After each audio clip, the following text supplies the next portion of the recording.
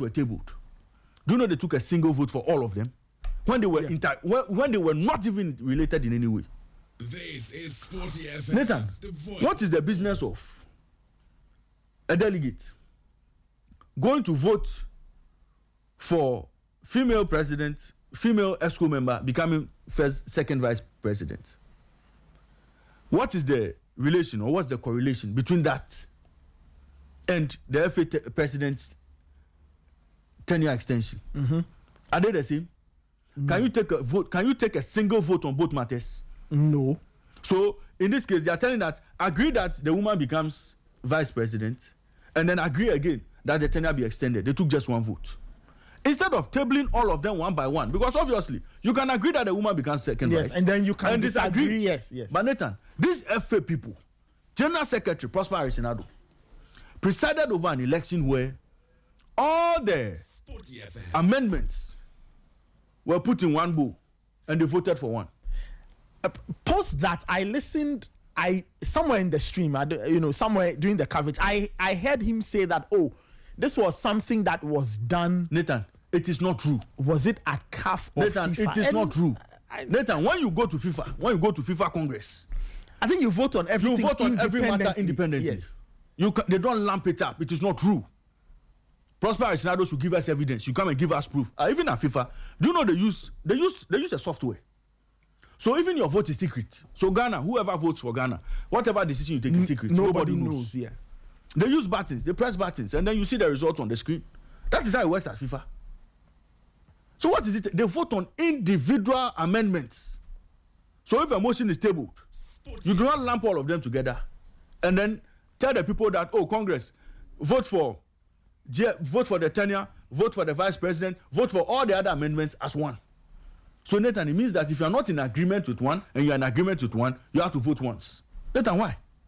Is that how it is done? And yesterday at Congress, do you know that when this motion was tabled, there was no room for debate? Yeah, I also noticed that there was no room for debate. There was congressmen to challenge or agree with what was being tabled.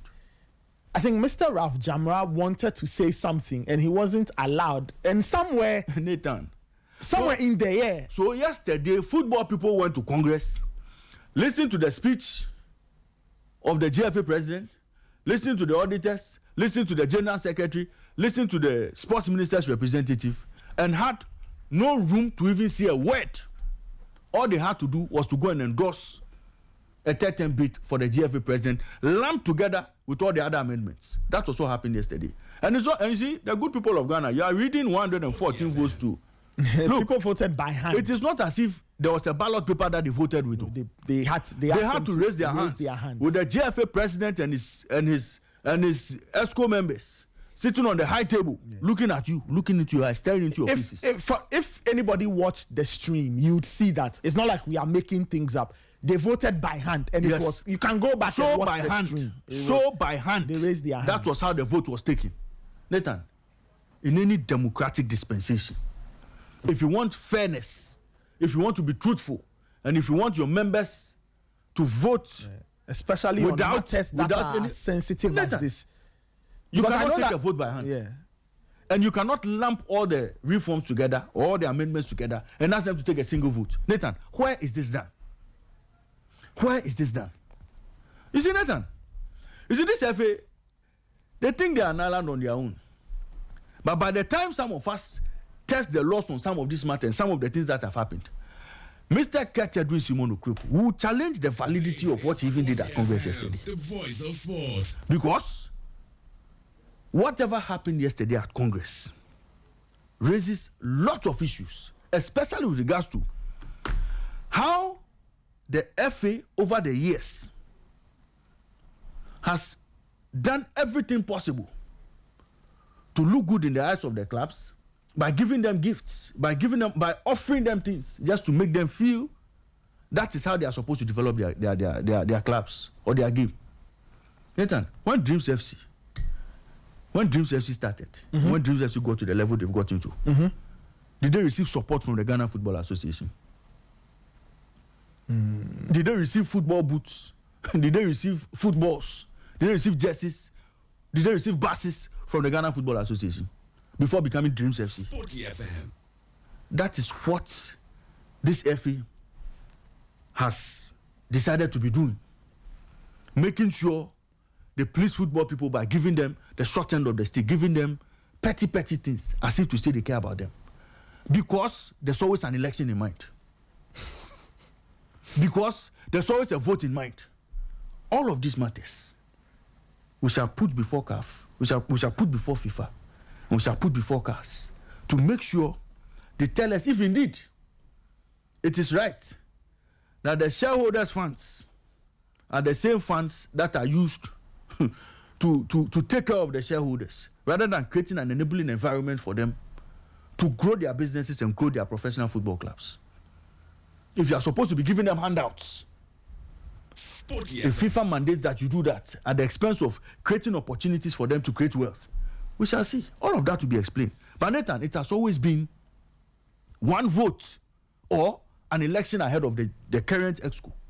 And every decision they've taken, every single decision they've taken over the years, everything they've done in the public in the public domain to make people feel they care about their football people has been geared towards one thing: making sure they solidify their stay in office as managers of Ghana football. And that third term later, they can pass the third term, we don't have a problem.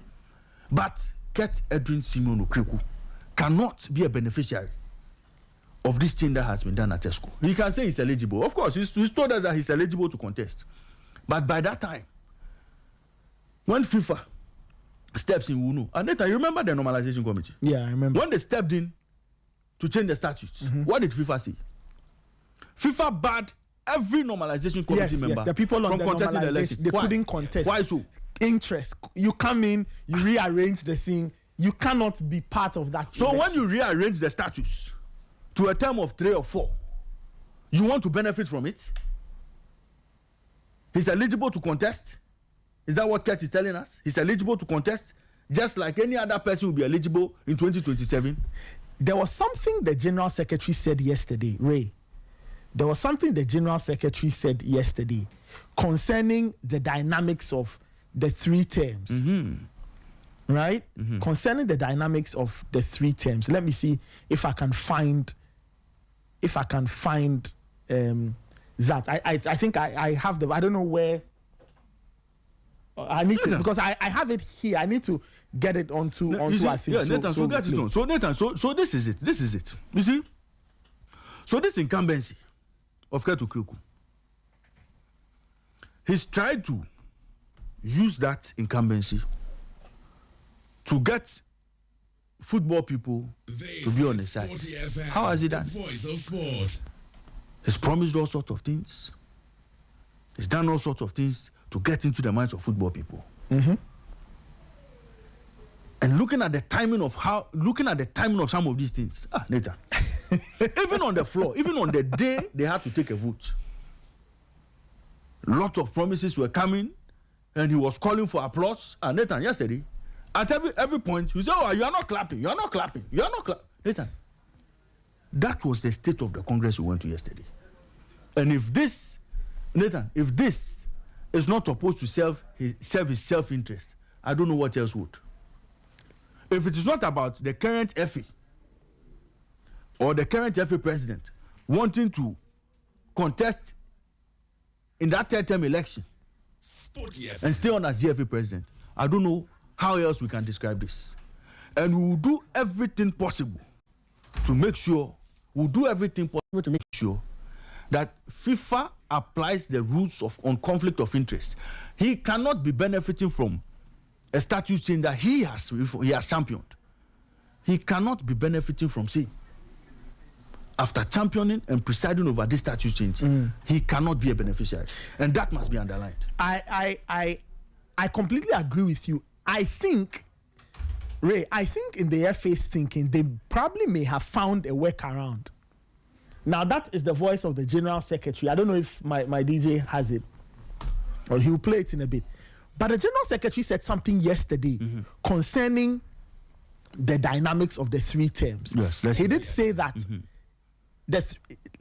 it didn't have to be It says you can't go beyond 3 terms, but the 3 terms don't have to be either consecutive or broken up. Oh, Nathan, that is fair language. If Kato Kreku wants to have a 3rd term bid, it cannot happen in 2027. Indirectly, that is what that also means. So he can come back. He can come back years after. The same way you see the normalization committee. Yeah.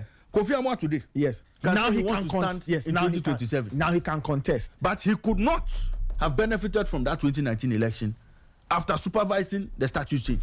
The same thing will apply to Keto Kreku. If he wants to become GFA president again, he can come back later after 2027. That's 4 years. He can come back in 2032. Okay. Or 2031. And contest. Let me play the audio I was talking about from the General Secretary of the Ghana Football Association, Prosper Harrisinado. The voice of sports. On Article 37.4, in this article, that's the article of the term limit. In this article, we agree with the proposal, but we highly recommend aligning it with the FIFA model, proposing as per the following. Then they give a draft of how it should be. It says the mandate of the president, the vice presidents, and members of the executive council shall be for 4 years. Their term of office shall follow the same electoral cycle. Their mandate shall immediately begin after the end of the Congress, which has elected them, and expire at the end of the Congress at which their successors are elected. No person may serve as president for more than 3 terms of office, whether consecutive or not. All other members, including any vice president of the Executive Council, may serve for no more than 3 terms of office, whether consecutive or not. Any partial term of office exceeding 24 months shall count as 1 full term. So this is the draft they send for us to use instead of the one that was sent to them. So that was the General Secretary of the Ghana FA. So Nathan, if Kato Kreku wants to benefit from this statute change, fine, he will serve his 2. Yeah. He can come back in 2031 and contest the next election. He will be eligible to contest. Okay? But this eligibility he's claiming for himself in the 2027 election, Nathan, we may not be football people, but we'll help football people fight it.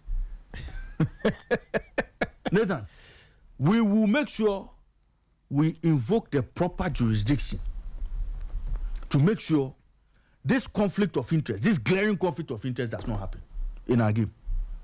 And FIFA has already given us Sporty FM. reasons why the NC, the Normalization Committee, Nathan, so if you are Kofi Amwa, wouldn't you have loved to contest an election and become FA president? Of course. Why did FIFA say you are bad from it? Because they understand, one, the optics, and it looks really weird. Yes. You come in, you change the rules of the game. You change the rules and you want to benefit from changing the rules. No, that doesn't happen. At least not immediately. But Nathan, let me comment Kumasi and Sanche Kotoko. Yesterday, Kotoko abstained from the vote. They did not vote. Whether they were in agreement or they were not in agreement, they didn't take part in the vote. Okay. Accra Lions voted against. Maybe it's time listeners, let me give you the names of the clubs who voted against the extension of the term limit. Thank you very much. Karela. Yes. Hello, Amandi and his people. Yes. They understand the legalities around it. Karela. Yes. Samatex. Thank you. Brekum Chelsea. Thank you very much. King Faisal. Obvious. Yes, obviously. Accra Lions. Yeah. And the Referees Association of Ghana. Oh, RAG. Yes. Oh, so they were not convinced after all the things that were said. They didn't vote all for the promises. They didn't vote for the extension. Right. So on the extension, they didn't. Yes. No, in any case, Ray, whether they no, hold on. To take some of the rights for the voting from PFAG and then from RAG. Yeah. Yeah. So all of those ones were lambda, and a single vote was taken. Oh, so that explains their stance. Exactly. Yeah. I see. So which means that they voted because voting rights. So you see how they were caught in it. So instead of tabling all the amendments one by one, independently, so that the delegates will take a vote on each of them. Yeah. They put all of them together. So PFAG, RAG, all of those things taking their voting rights. Yeah. So RAG may not have been in support of the 3 terms of 4, or they may be they may be in support of it. Okay, but once they had an interest with regards to their vote being taken away from them, they were going to vote no. So now you don't even know what RAC voted against. Nathan, do you understand? Yeah. Whether RAC voted against the woman becoming second vice chairman, a second vice president, or they voted against the 3-term extension, you don't know. Okay. All you know is RAC voted no. But now we are being told that RAC voted because they were being taken out in terms of their voting rights were being taken away from them, so they voted no. So you see how they schemed these things. Okay. Let me continue with the names of the entities who voted. So Karela, one voted against, one voted for. So Karela voted against. Yes. Samatex against. Brekum Chelsea against. King Faisal against. Accra Lions against. And then Referees Association of Ghana voted against. Yes. So 114 voted for. One of that 114 is Accra Hearts of Oak, for those who are interested. So Hearts of Oak voted for. Yes. Kumasi to Kotoko. Asante Kotoko abstained. Yes. So Asante Kotoko abstained. Those who abstained were 3. I'm digging to find out which other 2 abstained. Yes. So Kotoko abstained. Yes. 114 voted for. That 114 includes Hearts of Oak. Yes. And then the 6 that voted against: Karela, Samatex, Brekum Chelsea, King Faisal, Accra Lions, and the Referees Association of Ghana. And now we have context to why the Referees Association of Ghana voted against. So they didn't vote against the extension of it. They had their own interest. They had their own interest. And because of how all the amendments were put together. Okay. And Nathan, so we are going to vote for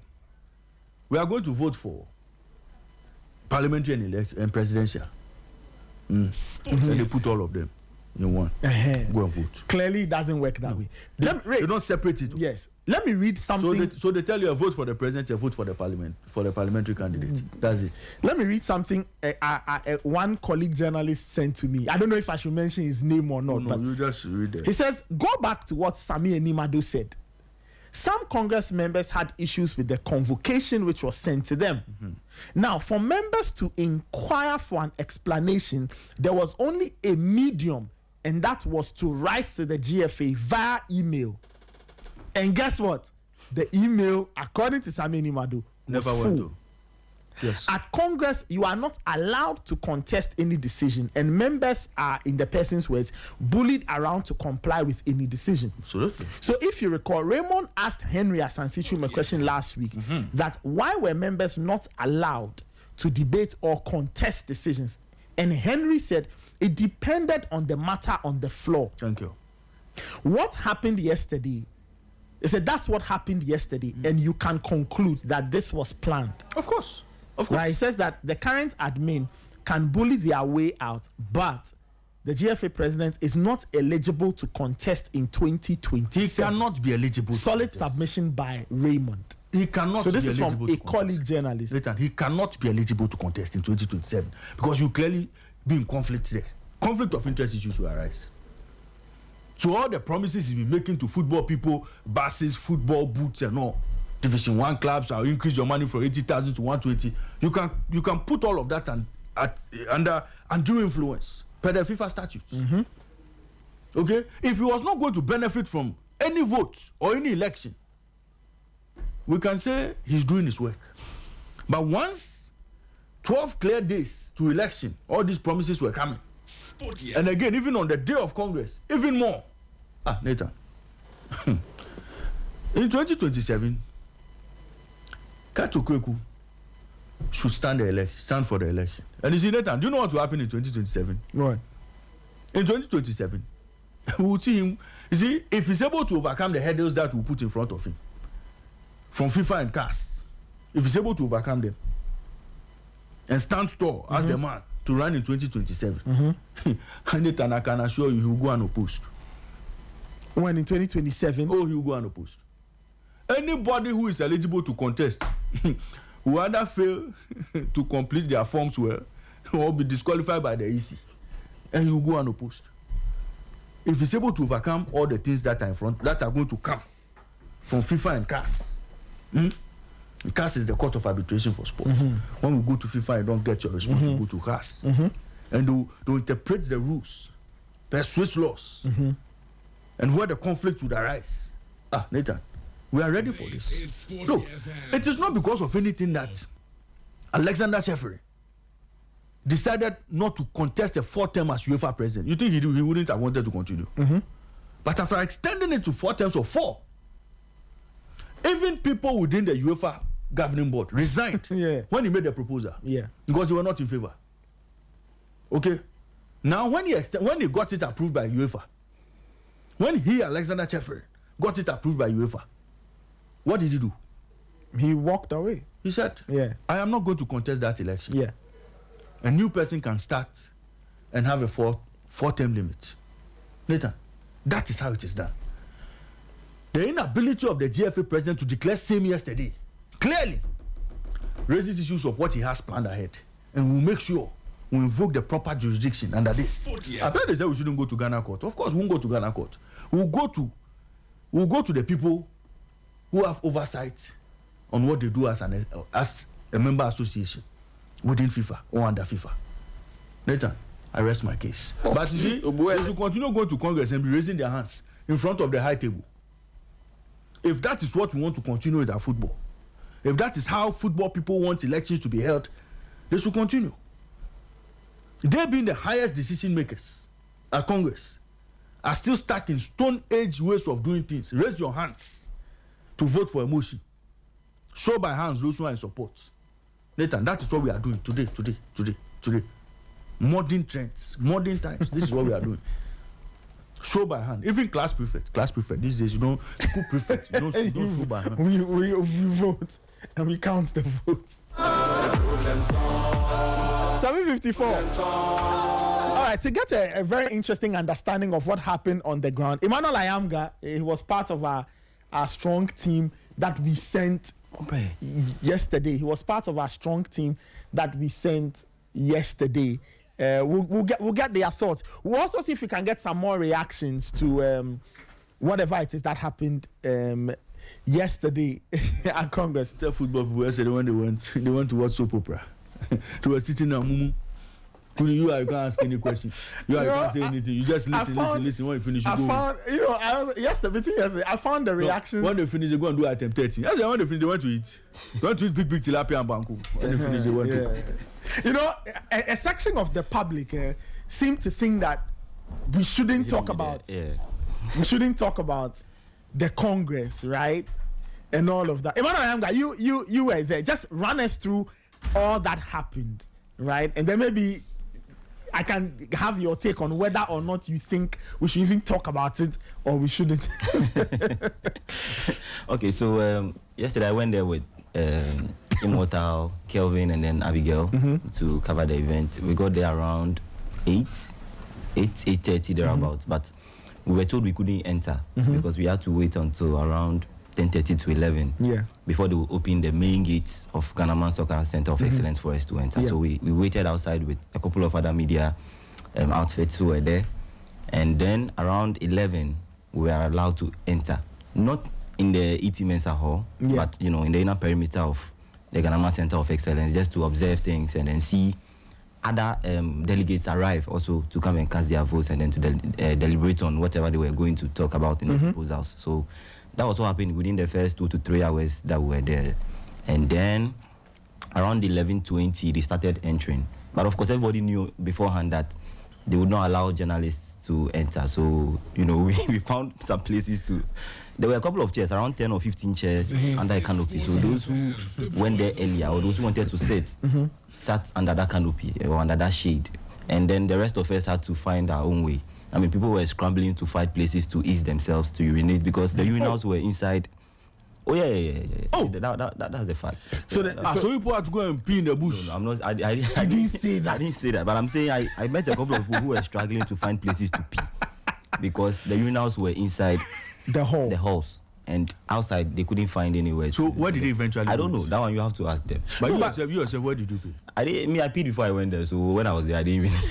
You see, I think what should have happened was that if the ET Mensa Hall is off limits, there are other places that should have been opened. Yeah. All right.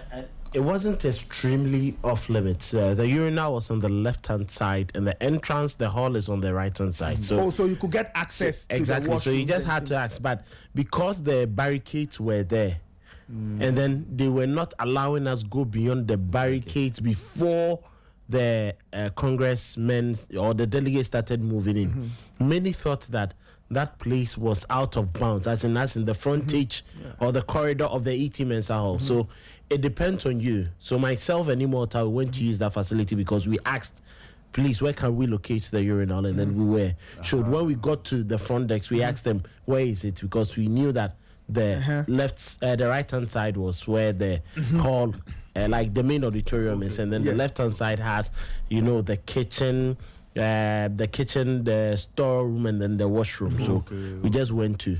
But I think it's all because of the happenings before. When you treat people in a certain way, they feel that, this space, we are not welcome to any part of this space. So they wouldn't even want to dare. So now they would have to find places where they think that they would have their own convenience. Just like you were saying, the seats or the chairs allocated were not enough. There was just one tent, and the seats were not enough. So luckily for all those who brought their cars and their vans, they just had to stay in there. We like this, we had to stay in Immortal's, car until, when we had to come out and then at least do something, one thing or another. So that was what transpired. So, but I can side with him. Yeah. You cannot blame all those who decided to use other ways of relieving themselves. The happenings before Kelvin is talking about is the heavy security presence at the venue. Later, not even the by-election we went to at Asinorth had that kind of security. I'm telling you, Nathan, when I'm saying something, look, heavy security deployment, both private and government. The police were there in their numbers. There were macho men in suits. Nathan, heavy security. I don't know what was happening at the Congress. I don't know if maybe the pig didn't tell there was going to be some attack. Nathan, heavy security present. When we went to Asino, you saw the. I saw. But we all knew the reason why there was heavy security. Now, what were they preventing? No, injunction. But we know there was an injunction flying around. If you are preventing a bailiff, you need that amount of security. One bailiff. Jesus Christ. One bailiff. Yeah. And you need that amount of security presence. But what happened in Tamale was greater than this. The Presidential Congress. No. The second one. Yes. The one he went on. Yes. Nathan. So when football people are going to have their own Congress, they have to deploy the whole Ghana Police Service, plus macho men, bodyguards, to guard whoever they are having their Congress. Okay. Abigail Senas was also there. Abigail, can you just take us through the I am gonna share some perspectives. What you also saw pre-Congress. Well, nothing far from what Ayamga said. Okay, we got there early enough to have our registration done, but we were told by staff of the facility, Pam David, at least I know he works there, that no one was allowed in until after 9:30. That's what he said, and so we had to wait outside. Colleagues came around and we're all outside, but for the congressmen and women, they were allowed in anytime they got there. So I think I saw Muspaka, I saw Dr. Kwame Banyakon and the likes. They were allowed in as at the time we were outside. And I saw people, reps from the police service as well, for police ladies, they're already in there. So they were allowed inside. And so we got in there, we had our canopy right in front of the ET Mensa Hall, like a designated place for media. There was water, there was water, why? There was water, there was... Water, why? Why are you looking at... What is the meaning of this? There was something at least to keep us refreshed. There was a barricade we couldn't go beyond.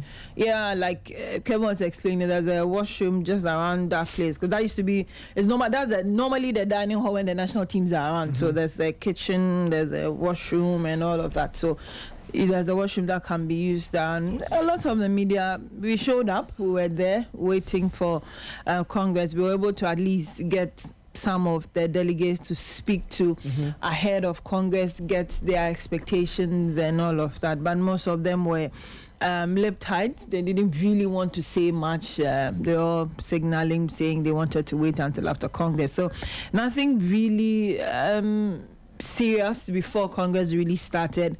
Yes, there was security, both uniformed and ununiformed personnel who were there providing that level of security around the whole area. And so we have just had to wait. But I feel that the chairs were also not enough for the media, because the minute you were issuing out accreditations, at least the seat or the provision should be by that number, but I'm sure maybe they didn't expect a lot of us to show up like that. So we were just hanging around until the first half of Congress, when they took that break and some of the delegates came out, shared their views and all of that, went back, and then the closing remarks, and then that presser they promised. And so it was good. I see. Calvin, the main thing, everybody, look, this Congress hung on one thing and one thing only: the extension of the term limit.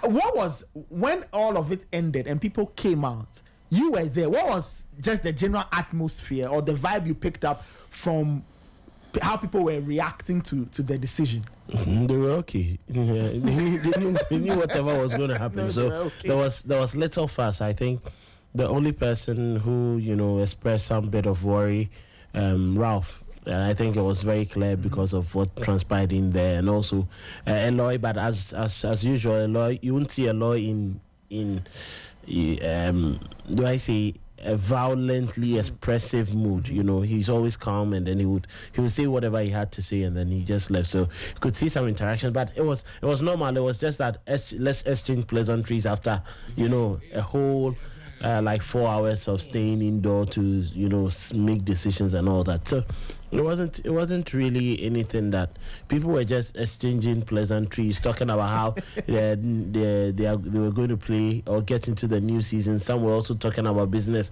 and, as usual, transfers and all that. Some were also asking, I sent you an email, you haven't responded. You see, and all those talk that doesn't even relate to what was happening, with just a few who were talking about things that were, quite relatable to what happened at the Congress. But even some of them, they just had to tell you, oh, we need some sort of breather, because you're having private conversations and all that. But nobody seemed to care, because we all knew what was going to happen.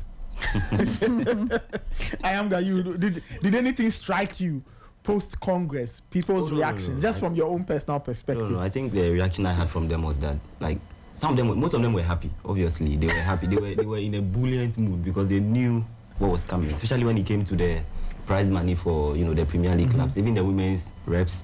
Most of them that I spoke to them together with Abigail were very, very, very, very happy. They were happy that the prize money was increasing to 100,000 cedis. And they were saying that previously, they've gone from not having anything at all to having that kind of amount as prize money. So I picked up that they were very happy. Sorry, but that's not a prize money. So before they start the season, they are giving that support, Melcom, fuel, for those transportation and other things, and they were giving 60,000.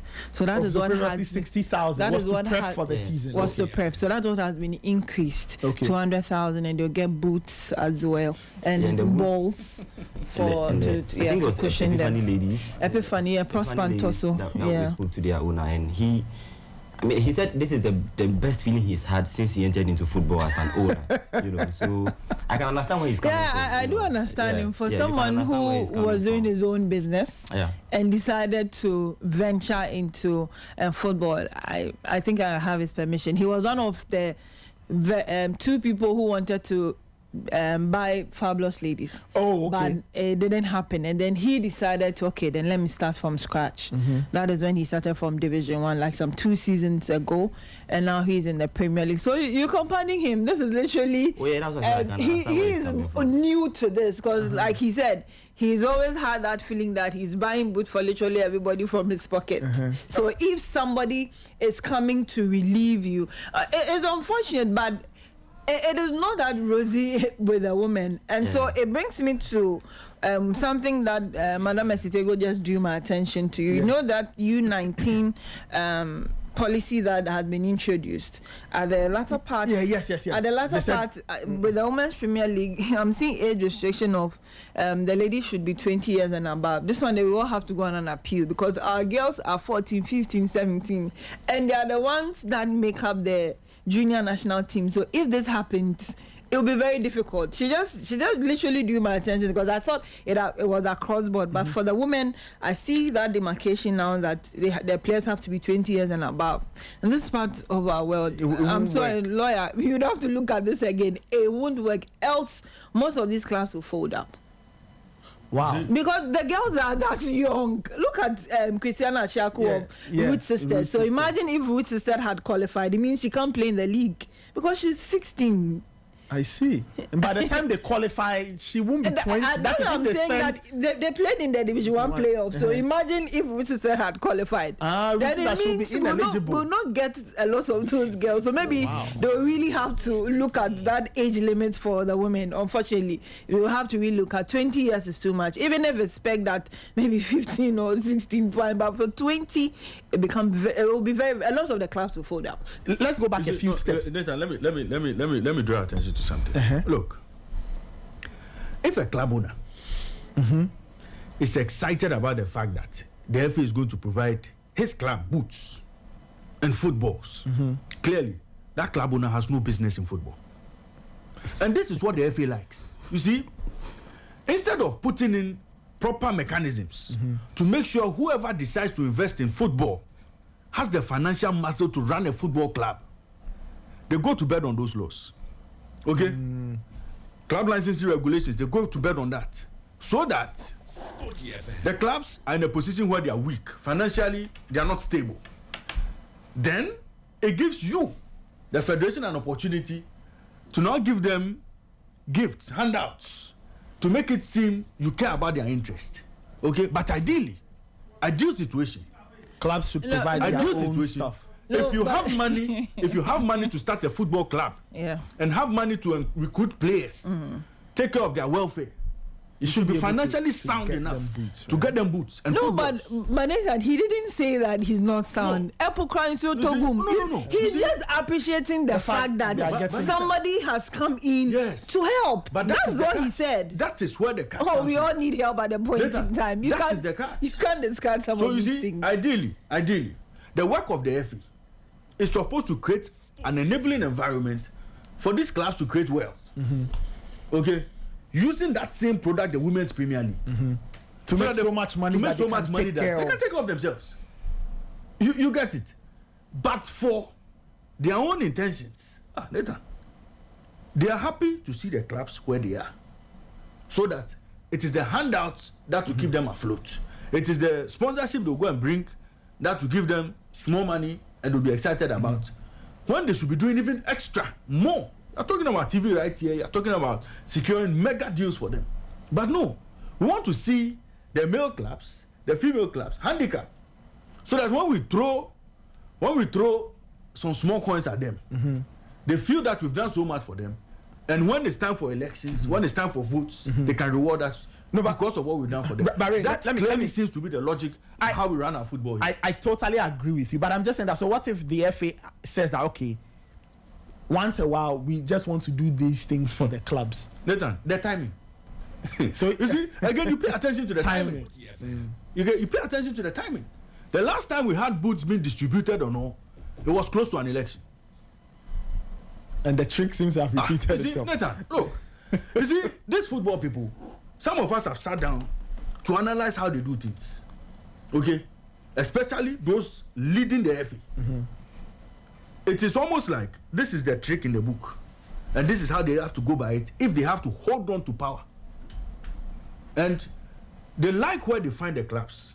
You see, yesterday, when he said 2 million Ghana cedis for Premier League clubs, they were quiet. Then he was calling for clap. Oh, clap. You are not clapping.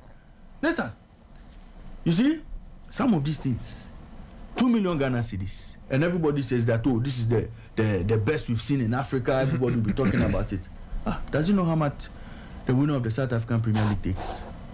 Is it Nathan? This is just a drop in the ocean. But because our clubs, how financially hamstrung they've been all these years, when they hear 2 million Ghana cedis, Nathan, they will jump to the high heavens. This is Sporty. Abigail, I wanted to take you back to the amount of money mentioned for the preps for the women's team. So is it across the table, or is just one big pot of 200,000 and they all need to take chunks of it? Every club is Every club gets yeah. 200,000. No, 100. It was 60,000. Okay, 100. Yeah. I don't know why I'm saying 200. So 100 to every club in the women's Premier League. Okay. It's quite interesting.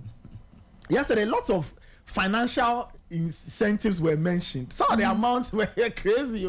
100K for the women's clubs, Ghana Premier League clubs. We know per the partnership with Adisa Productions, they are getting 1 million by September. Referees also got their cuts. It was a part of the comment that I found the most hilarious when Kurt was asking the referees to guys, would you clap? He was asking for clubs every These clubs knew all of this like some 2-3 weeks ahead of Congress. So maybe they've already clapped. The element of surprise is gone. It's gone. They know what was going to happen. So and then there's some referees too were getting money, 2,500 FIFA referees, 2,000 non-FIFA referees, 1,000 cedis for the women's Premier League and the Division 1. To be honest, I thought that amount was too far away from the two, especially for the non-referees.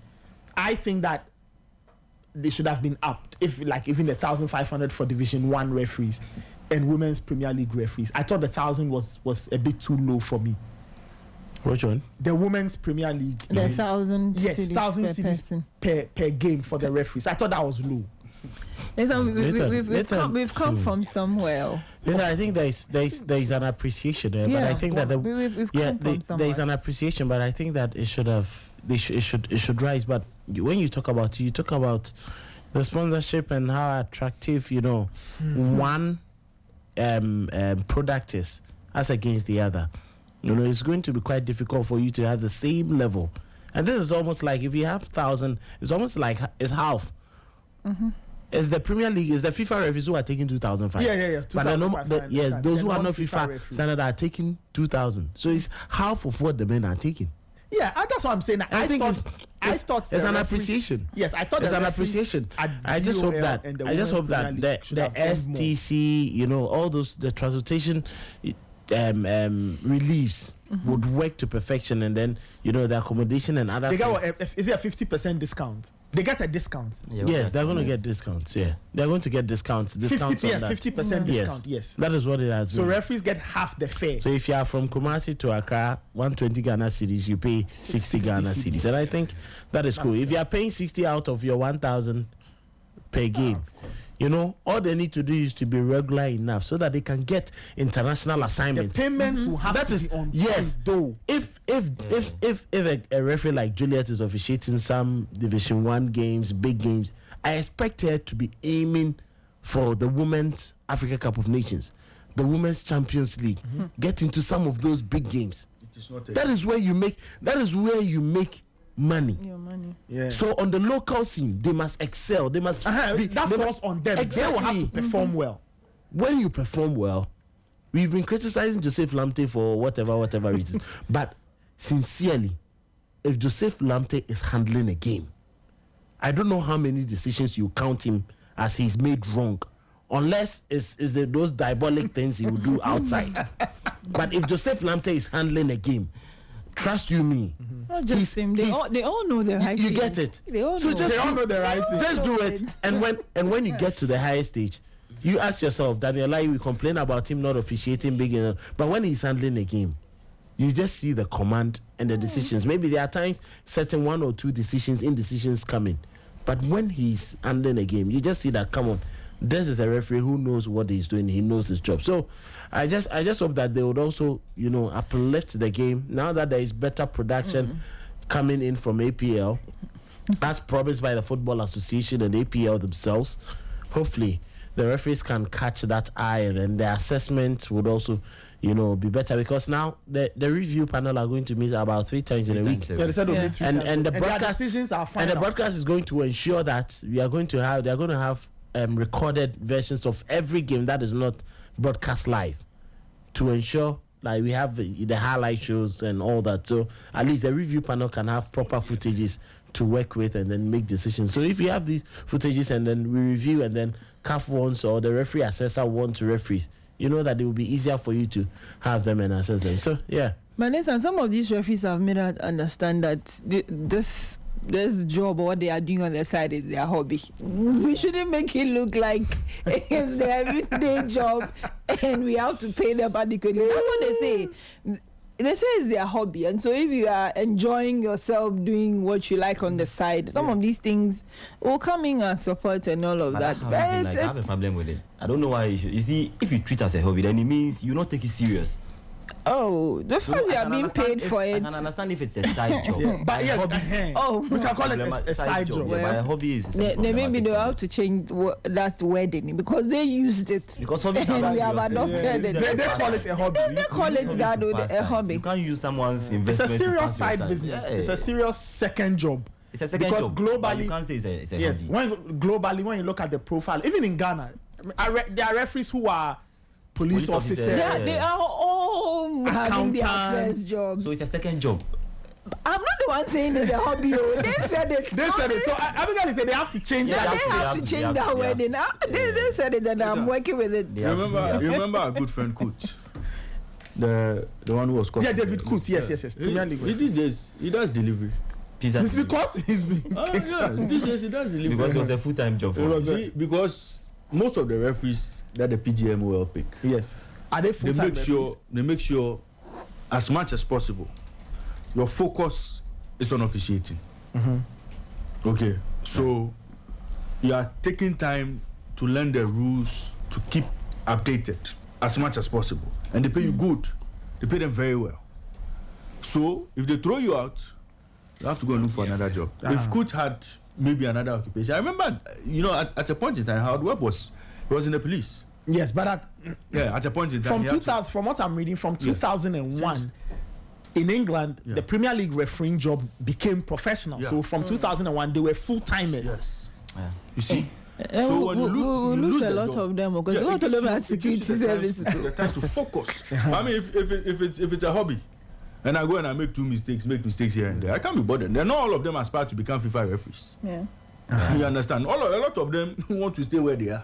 So are we saying that those who want to be FIFA refs? So if somebody raises their hand to say, oh, they want to be FIFA refs, should we now engage them full time, take them away from and pay them properly? I think if we have a vibrant association like the PGMOL, then fine. But now it's not. So I think that's where the problem they'll continue owing them for 17 weeks, 18 weeks, and they'll be complaining. Nathan, next season I don't want to hear any referee writing a letter for us to read. They shouldn't go and write on their letterhead that they are owed 16 weeks, 14 weeks. We don't want to hear anything.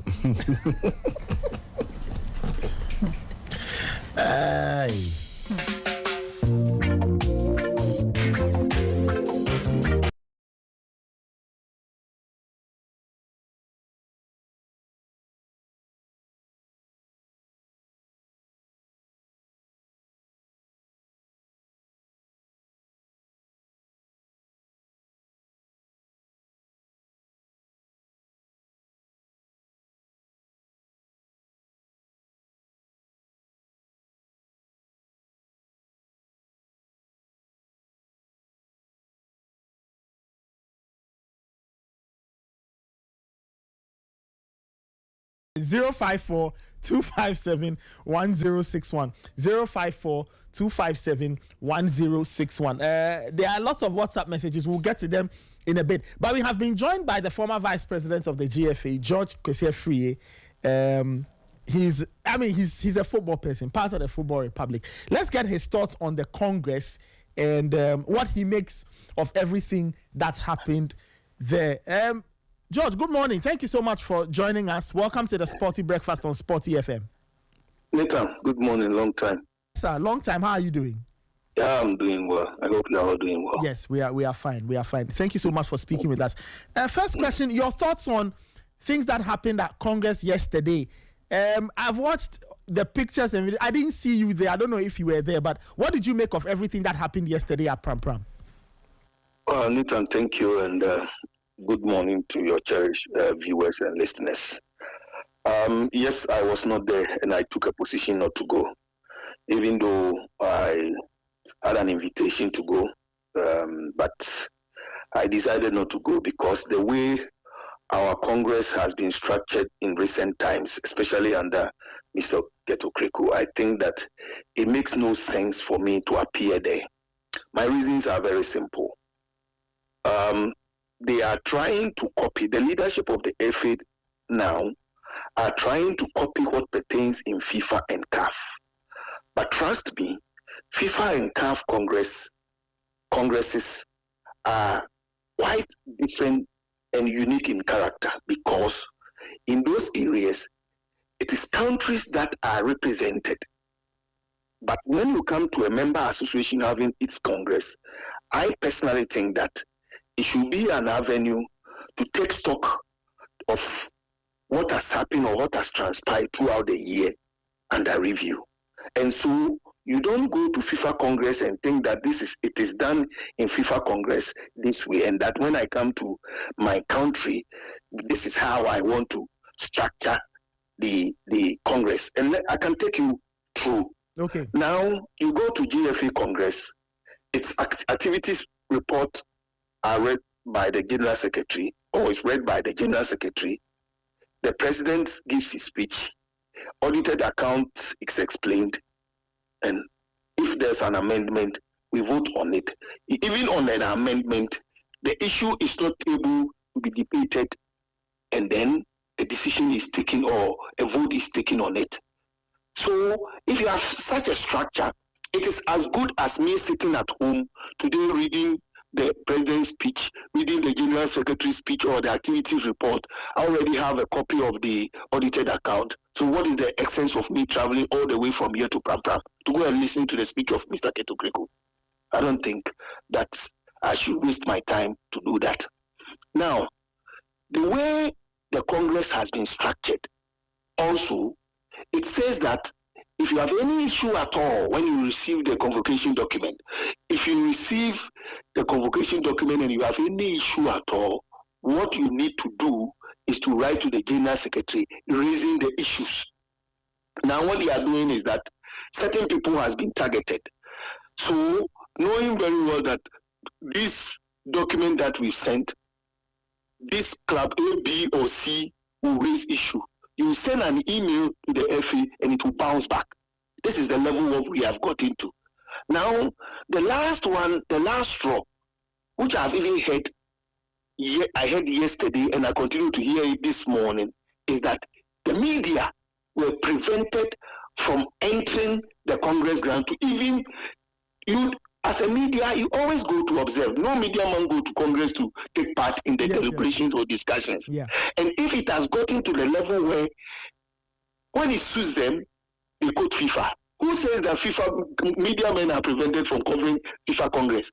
The reason why you cannot even prevent media from covering FIFA Congress is that, look, there may be a media man sitting as FA president like we have today, like Mr. Keto-Kreku is a media man.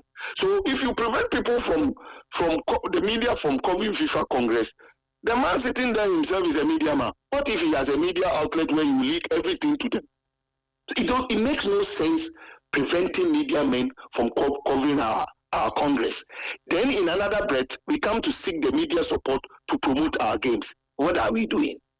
And I'm so disappointed in the administration and the leadership of Mr. Keto-Kreku, especially when Mr. Keto-Kreku is a media man, the General Secretary is a media man. I'm very shocked. This is a man who wrote at the back of transparency.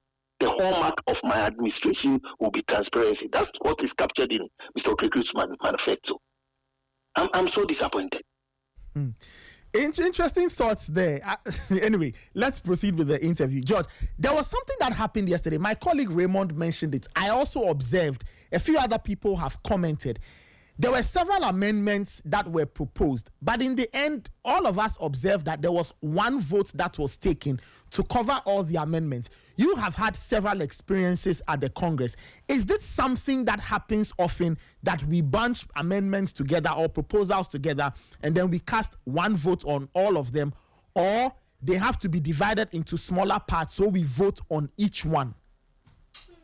Nathan, thankfully this morning I have raised this issue at a different network, and like you said, I have been fortunate to have attended different FIFA congresses and CAF congresses at a point when Mr. Kwesi Nyantakyi was the CAF vice president. I was in charge of most of the votings and the decisions, especially during Ghana's decision. I vote in favor of Ghana. Later, let me even take you through how even it's done in FIFA. In FIFA, the executive council is sitting in front of all the other delegates. Now, behind them is a big screen. And then in front of each member association are a 3-knob connected to the big server. So the particular amendment will be projected on the screen. And then the member association, if you are for it, you press green. Okay. If you want to abstain, you press yellow. If you want to vote against, you press red. So nobody sees what Ghana voted for or what Cote d'Ivoire voted for, whether Cote d'Ivoire voted for the amendment or no, because it's just right in front of you. Now, that's the first one. The second one, even tied to your question. I have never seen an amendment where two different issues, and now here, let me explain. The issues are, it is the first time you are proposing a woman to become a second vice president. Already on the executive council, it said a woman. This time round, you are proposing that woman should become a second vice president. It's a completely different text. And then at the same time, you are also proposing that the term limit of the president must be increased from 2 terms to 3 terms. These are two different things. I may be for the woman becoming a second vice president, but I may not support the president becoming going for a 3rd term. Yeah. So in a case like this, for example, because a woman is becoming a second vice president, you may get all the women Premier Division clubs who are present to vote for, because one of them is coming in as a second vice president of the federation. But because you lump them together, you are forcing that member to decide on the two. And this is not done anywhere. Right away, let me tell you later what is happening. You see, the GFA statutes, the statutes of 2019, which we accepted, which we are working with, has prescribed how an amendment should be done. And particularly Article 34. It's so clear. When you go to Article 34 too, it says that a member may propose for an amendment. Such a member must put it into writing and send to the General Secretary of the Ghana Football Association. That amendment will only be valid. It will only be valid provided that 1/3 of members of Congress has supported in writing. Okay. Now, you have invited me to come to Congress. You have shared the agenda and the convocation of Congress. You send it in advance. I pick my document, and I don't know whether Nathan FC, supported by Immortals FC and other members, saying that we support this. It's nothing like that captured in the document. Now, based on the way Congress is structured under KET, the only option and avenue for such a member is to write back to the General Secretary and say, Mr. General Secretary, I have received the convocation of Congress. I've gone through my document. I can't see the club that is proposing for amendment of this particular article. And also, I cannot see the supporting members in the document. Now, what they have done is that you try to send and they will not even respond. So at the Congress grounds, it cannot even come up for debate. This is where we've got into. This is dictatorship excellence. I can't believe this. This is what is happening in our football now. And then to the biggest one on the table, the amendment to extend the term limit of the office of the president of the association from 2 to 3. Of course, before all of this, you clearly stated your position that you were not in favor. But just your thoughts on how the voting went, what people said. There were 6 people who went against, 3 who abstained, and a large number of 114 who decided to agree to that extension. What did you make of this, the pattern of voting and what Congress determined yesterday? You see, Nathan, like I've already explained to you, I've explained how voting is done on such a sensitive issue in FIFA or CAF. Yeah. I've just explained that to you. Now you go before a dictator like it. What he's just doing is more than a dictator. Look, you go before him and he says that whoever is in support of this motion, raise your hand. That's how this amendment was done. And let me tell you, I'll share my personal experience with you. During the 2023, in preparation for the GFA election, I met a club owner. And this club owner, now I'm not even afraid to mention his name. Maybe in the past I could have shelved it, but now I can't. You can decide not to mention his name. That's fair, but yes. Or you want to mention his name, you can go ahead. And I'm saying that at this point, you are not afraid to do so. No problem. No, at this point, I will mention his name. No problem. At this point, I'll mention his name. This member owns a club at the Premier Division, and he's a member of Parliament. So I drove to Parliament House personally. Then I said, Honorable, I've come to see you. I want you to endorse my form so I can contest the GFA presidency. And these are my reasons. Right away, so, George, you should have come earlier. Your opponent had come already, so I've endorsed him. Then I said, Honorable, but as far as I'm concerned, the nomination has just been opened.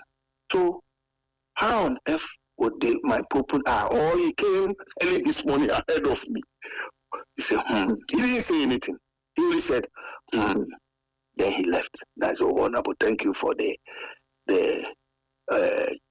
opportunity given me to at least to even speak to you and all that. Yeah. Then I left. Now, fast forward, this man is the owner of Iswatrema FC, whose club went on relegation. Okay. And look at the circumstances under which Iswatrema went on a relegation. And take a trip by your members and go to Nswatre and go and see the investment that man, the amount of money the man pumped into that community and the thing he has done for football. Today, it's quit football and it gone waste. You know why? And I had a chance to talk to him in his difficult days. He said, but George, me, I did not come into football to make money. I came to football to help the youth around my community. Now, an incident of football has happened. The FA president had traveled all the way to Kumasi to meet Kumasi Asante Kotoko. But between Kumasi to Nswatre, the man couldn't find it prudent to even come and say, Honorable, what actually happened? Based on that, he thinks that he doesn't belong to the football association, so he's quitting football. And that's how the man quit football. So sometimes, people take positions because, sitting there, and I've heard a lot of club owners who told me that, relegation. When I hear those things, I laugh in my head. Because the time will come when you had the chance to take a good position for the development of football, but you think that you want to continue to play a league. You want to continue to make sure that your league, your club, is still remains in the elite league, and so therefore you can't voice out. Today, I salute Kumasi Asante Kotoko and all the other clubs who were bold today. By Kotoko abstaining, it simply means that he's not for it, because per the statutes and Article 34.4, it shows how the calculation should be done. And that at the end of voting, you need to get 75% of members to vote for. By Kotoko abstaining, assuming more clubs even abstain, it would have been difficult for this amendment to go through. So I'm saying that today, this morning, somebody would say that it is easy and so easy for anybody to make the argument that, oh, wasn't only 6 clubs? But trust me, Kumasi Asante Kotoko alone in Ghana here, making this statement is a big statement. It doesn't matter whether there were only 6, but the truth and posterity will judge everybody. Look, today, as we speak, the man who did so much and so well for Senegalese football, he rose to become the first vice president of CAF. When the time was ripe for him to leave, he said no. He still wants to stay, like what our brother is doing. He lost his position as CAF first vice president, lost his position as FIFA Executive Council member, and the last one was just last Saturday. He lost to a new person to lead Senegalese football. He didn't even come second. He came third. Why do you want to reduce somebody who has risen to become a first vice president of CAF? Why do you want to still stay to get him related this way? Today, as we speak, Sierra Leone went to an election last weekend. The incumbent, he lost. No matter what, a time will come. You can continue to manipulate the people. You can continue to manipulate the people, but the day will come that people will be wise, like what Kumasi Asante Kotoko and others have done. All right, finally, George, following the acceptance of the extension of term limits, some people ask that, okay, so should the current GFA president benefit from this, i.e. in 2027, should he contest? Some people say no, he shouldn't contest, and there's a conflict of interest and all. What do you think should happen from your own perspective, based on everything that's gone on? Do you think Kurt should contest, or he should do this, walk away, and then the amendments can, take place, and whoever it is that wants to contest in 2027 can do so? Do you think he should benefit from this amendment, or he should just set it up and then walk away for others to benefit from this new addition to the statutes? Nathan, for me, I believe in the rule of law. And trust me, myself and those people who think like me will definitely test the law. How are we going to test the law? Even the process of amendment was not followed, and that will definitely challenge it. There are different forums to challenge these amendment that they did just yesterday. First of all, I've stated clearly that the processes was not followed. That's the first one. The second one is what you have just asked. These are things that we can ask for interpretation. And please forgive me. In the law school gate, I've never come near anywhere there. And so I'll plead with you. And I know how you can do it. You can get the legal brains to explain to all of us. But for me, as a stakeholder, there are paths to take. And the path is all the things that has gone wrong will be tabled before the mother body, which is FIFA. That in FIFA, you supervise the statutes of the FA, which was accepted in 2019 in Ghana here. Now, if we want to effect any amendment, this is what the statutes say. And I am stating clearly that before even GFA comes to FIFA to ask that, okay, we want to amend part of this, you should have sent to GFA to say that Accra Hasufuk or Wasunta or New Dubias is proposing an amendment to this, and that is being supported by 1/3 of members of Congress, and these are the numbers. This letter should have gone to FIFA. And if FIFA have such a letter, you should furnish all of us so that we know clearly that that process was followed. 2, as a member here sitting in Ghana, inviting me to come and vote on a subject, I should be furnished with that a document which says that when I go, this is how I will vote. You brought the members to Congress without furnishing them this document. And so we will go through the FIFA processes. The last one in the law court of Ghana. Because no law supersedes the laws of the country. So we'll go through the processes. And then I can tell you that at the end of the day, if the decision is that nothing has been done wrong and everything that was the decision that was taken in Comparative yesterday is the way to go, we'll support it, because I'm a Democrat and I support rule of law. So, but okay. So do you think Mr. Okoreku should benefit from this or not, or you want to go through the law to see what the law says?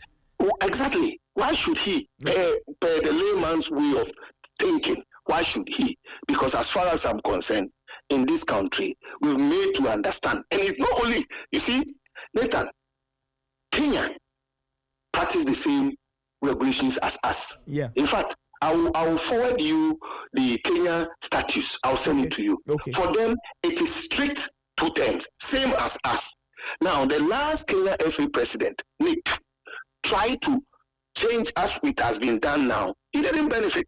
In fact, to the point that, can you believe that the FA president of Kenya, Nick, after serving the 2 term, now pick form to contest vice president position, and he was shut down. Okay.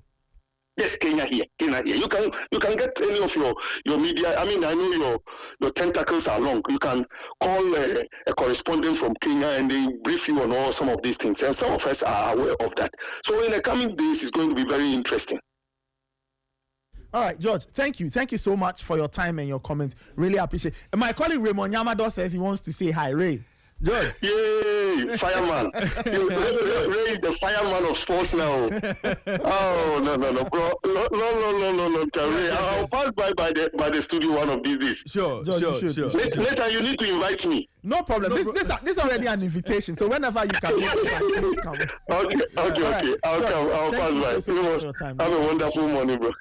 All right. So that was George Kwesi, former vice president of the GFA, sharing his thoughts on the things that happened at Congress yesterday. 8:45. At 9:30, we'll be making a few interesting Premier League announcements. So stay tuned. This is a serious matter. This concerns Ghana football, so we have to talk about it. Those who don't want us to talk about it, we'll still talk about it. Raymond Yamado is still here with me. We've been joined by Sheikh Taufik Sienu. Sheikh Taufik Sienu is the senior communications manager. Or senior manager communications at the Ghana FA. Sheikh is a big man, so I need to get his position right. Sheikh, how are you doing? Good morning. Alhamdulillah. Good morning, my brother. Thank you so much for joining us. You're always welcome. Ray, can you please help me? I don't know what I was trying to do. Okay, we'll it like this one. Okay, no problem. We'll sort it out for you in a bit. But as we get that done, congrats on the Congress. It came off without incident, so we need to congratulate the FA on getting it done. But from the perspective of the FA, its own assessment of what happened yesterday, what did the FA make, or what does the FA make of everything that has happened yesterday and the reactions to the decisions made, chief being the amendment of the extension of the term limit? Well, Alhamdulillah, from my personal perspective as a Muslim, we say that ma asaba min musiba illa bi iznillah, that whatever happens to us happens with the will of Allah. So what happened yesterday, Alhamdulillah, we really appreciate. In his closing remarks, the president did not hesitate to appreciate congressmen for their support, for their patience, and for going through the processes as outlined by the standing orders of Congress. So it was very good, and if you are a member, certainly you are going to be excited with most of the things that were enumerated yesterday. Premier League clubs will have their own way of enjoying. You are starting the league with 1 million cedis. If you are able to win it, you get 2 million cedis in addition. So the winner of the Ghana Premier League in 2025-2026 is taking home, 3 million Ghana cedis, which is not bad. There's seed money for Division 1 league clubs who are already enjoying a lot of goodies from the FA. They are getting buses, they are getting fuel, they are getting coupons, a whole lot of things, boots, footballs, and other stuff. They are getting all these things, and in addition, they are going to get 120,000 cedis to start the season. And if you're able to win to be promoted, you have the chance of also getting a bus. You understand? So I feel that if you are a member, certainly you will be happy. Referees also had theirs, and a focus area that a lot of people are not, paying attention to is juvenile football development. Nathan, personally, I am the secretary to the Juvenile Committee of the Ghana Football Association. Okay. And if you see the sort of things that this FA is doing in juvenile football, you really need to appreciate that a lot is going down there. Many people do not pay attention to juvenile football of late. And the clarion call has been, your time on not coach football to say, not coach football to say. Me, Sheikh Tofik, I was a coach football player. I could move from Bekwa Zongo to Asanso, Pramaso, other places to watch coach football when I don't have a game. At that time, I will go and come back home, food is ready. Mom and dad are sweating to put food on the table for me to eat. Today, I have to do that for somebody to also enjoy. You understand? So the narrative will definitely change. The world is changing in a certain way that is affecting a lot of things. However, the FA is also using modern trends to still develop coast football. Okay. Apart from the provision of footballs for, the RFAs to be given to coast football clubs. And in the coming season, juvenile football clubs alone are getting 100,000 footballs. 100,000 footballs. 100,000 footballs. Okay. Apart from that, Division 2 and Division 3 also get theirs, 100,000 separate footballs for Division 1 and Division 3. No, Division 2 and Division 3, because they are the regional level. So the point I'm making is that if I am a member of an association like this, and these things are being mentioned, obviously I'll be very, very, very happy. When I was coming, I was monitoring the show, and from the comments that were made earlier, I jotted down a few reservations. My first reaction will go to Raymond when he made two comments that caught my attention. That Kurt is doing everything possible to declare himself eligible for the elections in 2027. I will react to that. Then again, he said that the 2 million that is being given to the club is a drop in the ocean. Which ocean? Which of the oceans? Always when we are looking at this and we are analyzing the situation, Nathan, let us take it from where we are coming from. Okay. You can never analyze how Nathan is handling the show on Sporty FM if you don't compare it to the Nathan who was maybe with TVA or TVB. You can't do that. If you want to do a proper comparative analysis, that is what you have to do. To be able to say that, Nathan is super with his hosting at Sporty because you have compared A, B, C, D. But you can't just wake up and say that Nathan is not doing well without any basis, or Nathan is super without any basis. You don't do that. You always have to look at where the journey started and where you have gotten to. And I feel that just last season, Babiani Ghost Stars won the league. They were giving 500,000 Ghana cedis. Yeah. And in 2025-2026, the team that wins the league, and I pray it becomes, my team, that's just by the way, is getting 2 million Ghana cedis, an increment of 1.5 million cedis. I feel that we have to behave like Oliver Twist We have to ask for more. But first of all, let's pat the people on the shoulder. You have done well. But push further. Keep moving. You can do it. Let's do this. And when we are able to do this, I feel that it will be better for all of us. Raymond is here. Maybe he can give us the base on which... Ray, I think you were making a point. Yeah, I think your mic is on now. When you listen to the FA and they make the case as if, look at where we were before and look at where we are coming. Whose fault is it that you have not been able to market your product well? That you have not been able to put your product on a high scale to attract the kind of investment that will get you to give prize money of $2 million or $3 million or $4 million or $1 million. Yeah. Okay? Yeah. So you don't blame anybody. It is by your own actions that your league cannot attract a title sponsor that will give you money that is worth enough for clubs to be satisfied playing in your league. And that's what I'm saying now. Look, don't come and tell me you've increased it by 1.5 million, so we should clap for you. We all know that if you fully develop the potential of your league, you could be giving more. You could be giving more. Okay. What is South Africa doing today? Wait, Nathan, wait. What is South Africa doing today? 20 million rand. What is the Botola doing in Morocco? $600,000. Right? What is the Egyptian league doing? $500,000. What is the Tunisian league doing? $300,000. Okay, for context, 20 million rand translates. Nathan, work that out for you. Tanzania league is doing $250,000. Okay? All of these people have been able to position their leagues to attract whatever it is attracting, to be able to be financially sustainable, to give out what they give out when clubs win their leagues or even get relegated. Okay, so the FA shouldn't think we should come and clap for them because they were at 500,000 and moved to 1.5 million. 2 million. From 500,000 to 2 million. So we should clap for them. And we should be excited about the fact that, yes, now it is 2 million. So yeah, I'm saying that it is a drop in the ocean because if you properly weigh the potential of your product and put it out there to attract whatever it should attract and manage it properly, it should be doing even more. Okay. That's your basis. So that's well noted, and we appreciate the concern. However, I want to ask a question. In the Butula League, when they are starting the season, how much are the clubs giving? Okay, we'll have to find out. Come back and tell us.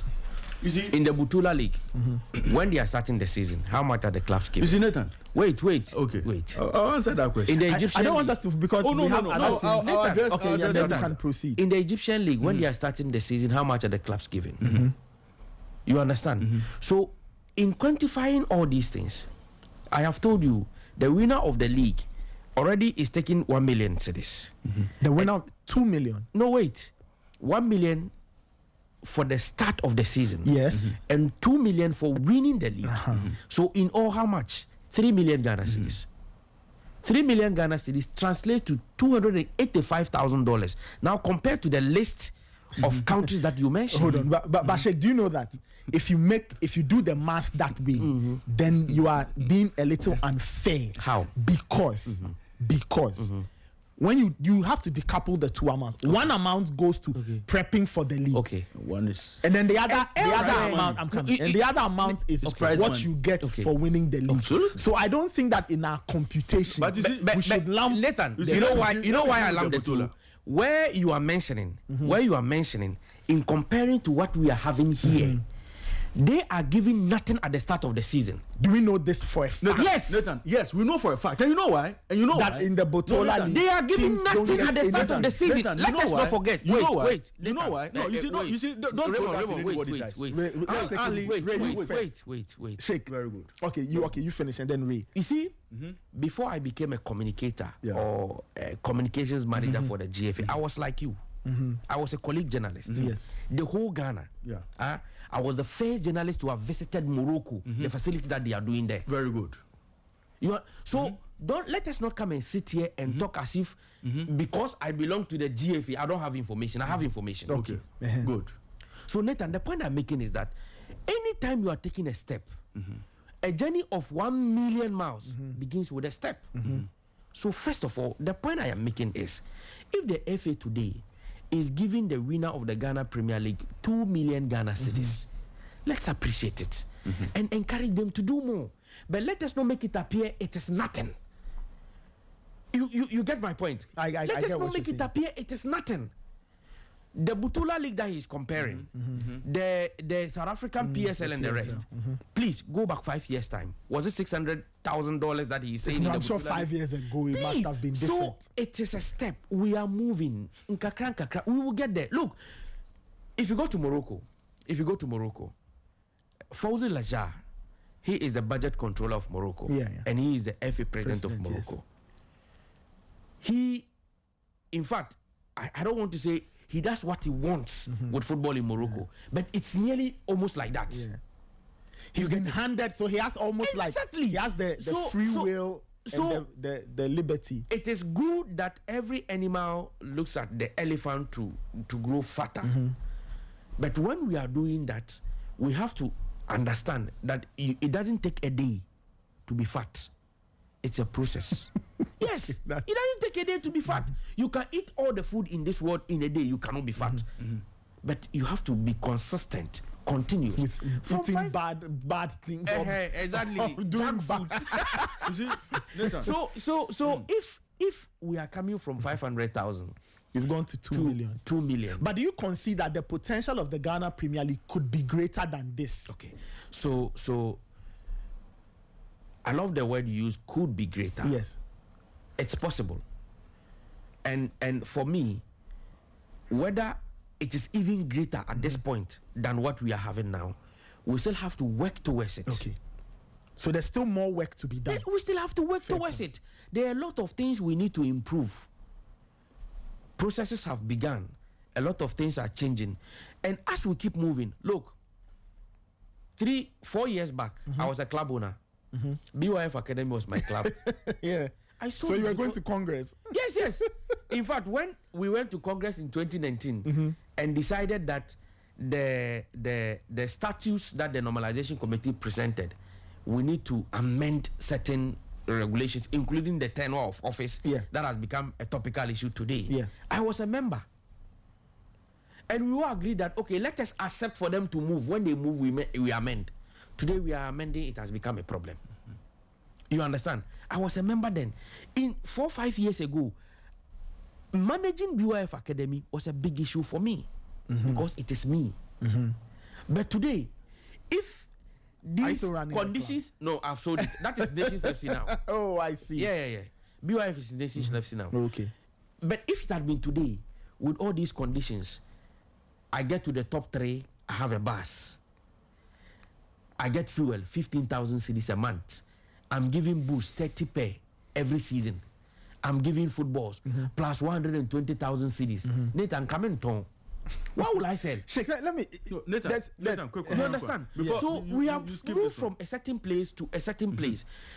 At that time, if we were to quantify the pricing of clubs in the various Division 1 zones, Zone 1, Zone 2, Zone 3, Zone 3 clubs had the biggest sale value. Okay, Zone 3 clubs. Zone 3 clubs. Okay. Because clubs in the Eastern region. Okay. Greater Accra and then the Volta region. Yeah. Because of where they are playing. Zone 1 clubs at that time were the least value because their location. But today, because of what they are all enjoying, the price tag is chasing each other. The difference is not too huge because in managing the club, I have resources that I'm able to manage. So what will push me to sell it to you? So if you want to buy, you have to come bidding very high. You understand? So the values that all these things are putting on the clubs, you may think that, it's nothing, but it is putting value on the club.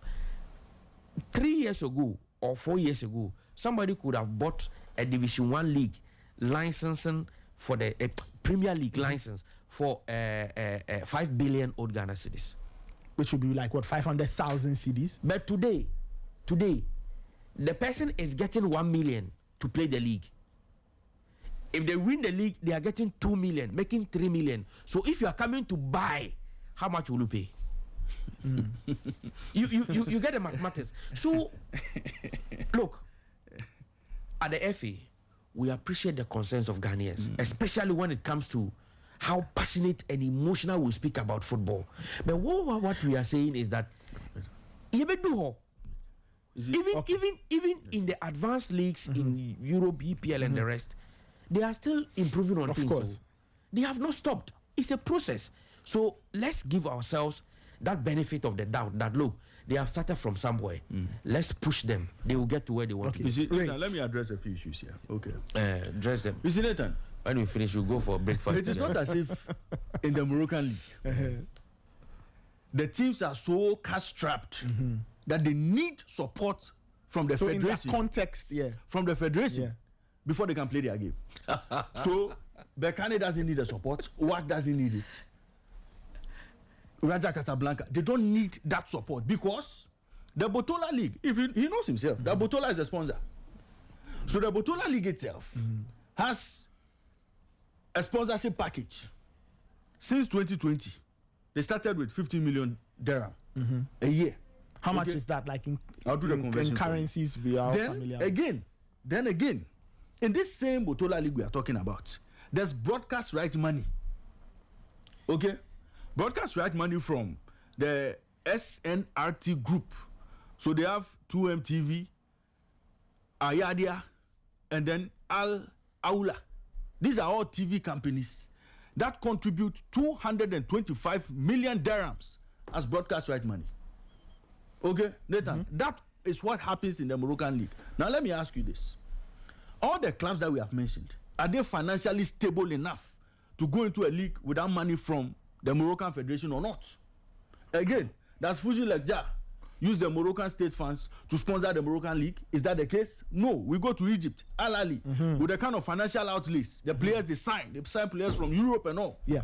Do they need the federation, the Egyptian federation, to give them money before they start the league? Pyramids, do they need the Egyptian federation to start the league? Patrice Mutsepe's Mamelodi Sundowns, does he need Safa to give them money to start the league? Look, don't throw that into our eyes. You can use this to convince your football people. Wait. You can use all these things to convince them because they are cash strapped. No. Wait, Raymond, we are communicating to the No, you see that? So No. What does guys, hold on. I want you to understand. No, relax. Nathan, So let's if he says that I shouldn't throw dust into their eyes, it's like I'm speaking not factually. Is it not a fact that clubs are giving 1 million to start the season? Yes, clubs in Ghana. No, they have not even given them. It's a promise. Okay, so the plan is that clubs will receive money. Will receive They'll 1 get million. 1 million to Okay, prep it's a them promise. for the league. Okay. And then they'll get 2 million in prize money. Exactly. Yes. And this was not said by Sheikh Tofik. It was said by the highest office holder of the Ghana Football Association, and that is the president. Yeah. You understand? Yes. Now, so if these are the things that I am propagating, what is the dust that I am throwing into Raymond's eyes when we are in a room of air conditioning? No, you see, Sheikh wants to tell me that other countries, nobody is giving the clubs 1 million to go start the season. But Raymond, But Ghana, we are doing it, so it's a novelty. It's two things. Your clubs are poor. I am saying that okay, so You have impoverished your clubs. our country itself is poor compared to Morocco. No, you have impoverished your clubs. Raymond's point, and I think you get Raymond's point. Raymond's point is that Nathan, just about 2 weeks ago, the Moroccan government donated how many bags of fertilizer to Ghana as a country? and trying to, but I hear You understand? Yes. The country that we are living in itself, Morocco is richer than us. So look, let us also not argue out of context. We are in Ghana. We know our Ghana. But Sheikh, don't you think that? And this, we say this all the time, and I'm sure you agree. Football business is expensive business. Yes. So why don't we create a certain environment, one, to enrich the clubs so that they have enough financial muscle to take on the burdens of the football world? Okay.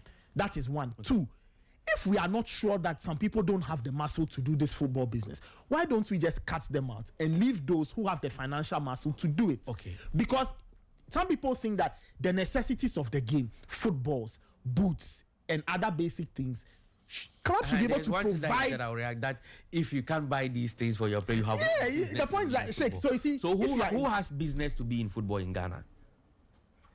Let us go and ask Clearly Group, Todd Bowley and Co. when they were buying Chelsea.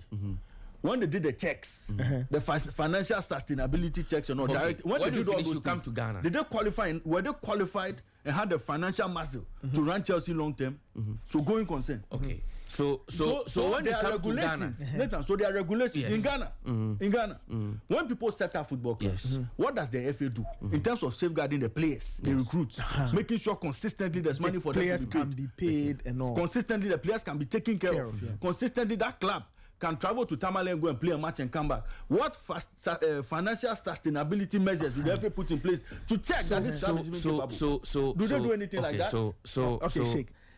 When we announced packages, I've played with Raymond. When the partnership between the FA and Adesa was announced, if you could go back and watch the video of the president again, and the things that he said in relation to the point that he just made. Okay, so what the president now will be a little tough to find. No. It's just a rhetoric. What I'm saying is that the president indicated the era where players were owed months by clubs is going to be over, because this 1 million Ghana cedi that is going to be given to the clubs is set to take care of all these challenges. That is true, but Sheikh, don't you also think that clubs by themselves, if you say that you want to enter this arena called football, you should have your own money? Don't you think so? Absolutely. Don't you think that's the ideal situation where clubs have their own money? So I'm coming. What is the threshold in the German Bundesliga? What is the threshold in the German Bundesliga that you must have before you play in the Bundesliga? Okay. Raymond, can you help me with that? No, I don't have it readily. I know you. Okay, you tell us. So no, I'm coming. I am saying that if you look at all the clubs playing in the Ghana Premier League, one thing that we must always not forget when we are doing the analysis of the financial models of the club is the environment we are working in. Let us not forget that. Meaning the country's economic environment. God bless you. We must not forget that. Now, anybody who is so passionate and emotional about football may be putting regulations, cut-off days, do this.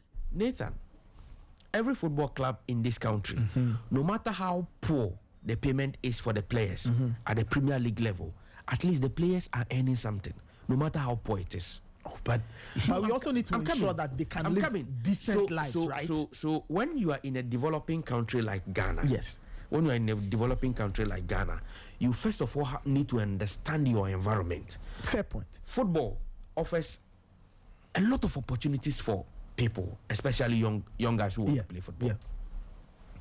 The moment you decide to do that cut-off thing, at the end of the day, socially, you're going to render a lot of people unemployed. I get that.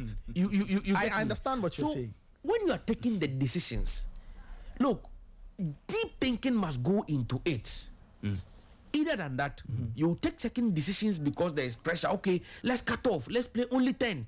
What happens to the remaining 18? The players, the technical staff, the coaches, and everything. But Sheikh, don't you also think that the business of... Look, I understand.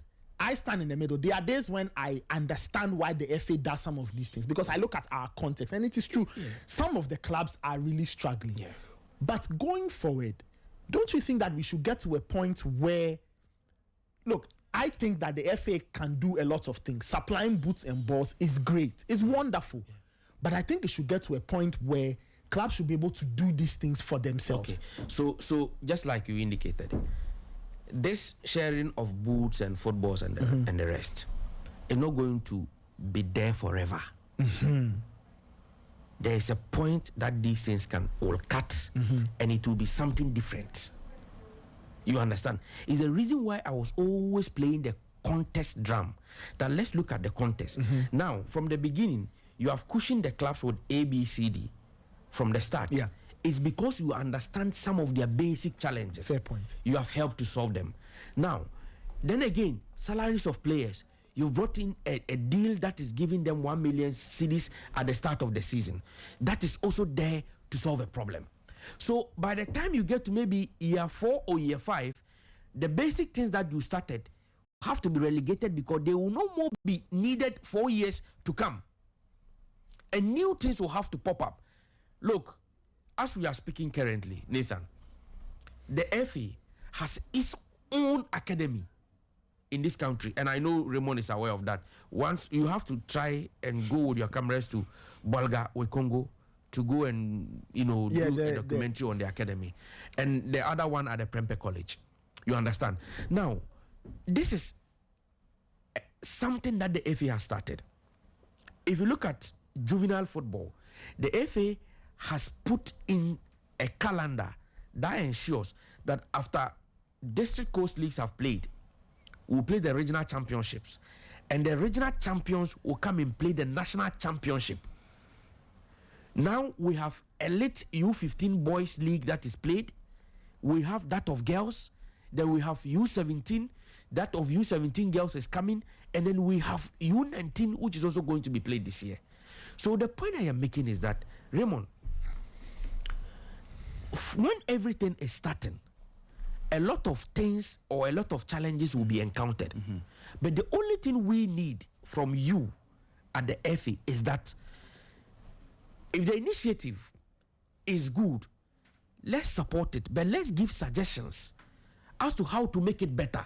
But let us not condemn it, that it's not good at all. You see, I understand. You understand me? Understand. Now, before he comes in, Nathan, sorry, I'm struggling with a bit of headache. Don't worry. You should have made tea for me. Your brother has visited you. You when won't we give me finish, tea. we'll go up there. We'll go up there. What do they have? Don't there? worry, don't worry. Bangu or fufu. So what I'm saying is that, Nathan, if you look at juvenile football and the sort of environment that the FA is creating now, look, whoever thought of Girls Coast Football League? Whoever thought of that? But this has come to stay. Last season, we piloted it in Accra, and Ashaman district took it up. We had 8 coast teams, girls, that played Coast League in Ashaman last season. In Tamale, last 2 seasons, they played the whole of Tamale. They played Girls Coast. This the just ended season, they played again. So I'm saying that certain foundations are being laid that needs support and encouragement to make it better. Let us not, the condemnation hurts. Trust me. But you see, Nathan, it comes from. Just hold on. Nobody's condemning the FA. Yeah. Okay. You see, Nathan, when you are investing in juvenile football as an FA, perfect. That is the best. Because it's. But at professional level, you cannot tell me you can make excuses for brokenness by consistently investing in them to the point of sustainability. It doesn't work like that when it comes to the professional level. If you don't have money to pay your players, once you say you are a professional, back out of that business. Yeah. Okay, and that is it. That is at the professional level. How long can the FA be? No, let me finish. I understand you, but I'm smiling. I just want to add something to what you are saying. Economy. You're talking about the economy. Yeah. Look, Togo pays players better than we do. Togolese league right here. Yeah. Tanzania, our players are running to go there. Djibouti. Players in Djibouti. Even play. I'm just shaking those a few players in Djibouti. Yeah. No, you understand?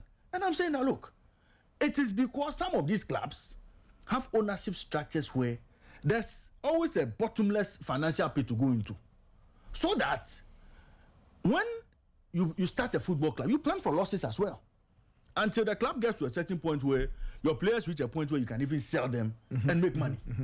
So right from the time when you start your business, you're possibly doing a lot of sunk costs. Okay? That is why you need strong owners with regulations that protect players and protect the business they enter. So in the absence of all of that, if a federation has to be giving handouts like boots, football, to professional football clubs in Ghana, and we should be clapping for them, rather than creating an environment where they can create wealth on their own. Okay, bring them sponsorships. Let's see partnerships. Let's see some of these clubs explore certain opportunities to get them to a certain level. You are not doing that. Okay, but we should clap for you and continue to encourage you to be giving them handouts. And you see, Sheikh, there's one thing you will not admit, but you like it that our clubs are in this position. Because when you give them the handouts, it means that they remember you when it's time for election, and they remember you when it's time for voting. Okay. And that has been the strategy of all the FAs. Oh, okay. And we know that. Okay. So you see, the clubs are financially hamstrung. Those who are running the game, they like it. They like where they are, because they'll go and look for some small money, throw at them, and then immediately comes top of mind when we are going to the next election. Well, classical case. 12 days before Congress, you weren't promising clubs 1 million Ghana cedis before the start of the league. True or false? Where 12 days before Congress. Okay, there is Yes, you remember that? Yes. Yes. You see, Nathan. No. Top We of mind. did not go promising very clubs. close. Wait. Very close. It's different. Very close to Nathan, Congress. Where a vital vote will be taken. Raymond, it was a partnership that was announced. Yes. Oh yes. And it was a package that was announced alongside the Oh partnership. yes. But the Oh time. yes. No, yes. Nathan, You see, we should have you don't waited. admit this. No, I'm coming. So we should have waited to go to Congress. After Congress, we announced the deal. Is that what you're saying? Oh, I'm saying No. We are only saying No, you get me. No, broke owners in our professional game is a no, and that is why I feel like I can understand. Let's finish that. We have to talk about the term extension. People are I very can interested understand some about of the areas that he is coming from. But the truth of the matter is that we in the industry understand our environment. And we know what we need to do to support the people within the environment to thrive and do very well. And that is why the FA is providing all these things for the clubs. Nobody is saying somebody should clap for somebody for providing boots and footballs and other stuff for clubs. Nobody is saying that. But the point we are making is that we are in the environment and we know what our people need. We know what our football clubs need to be able to do very well.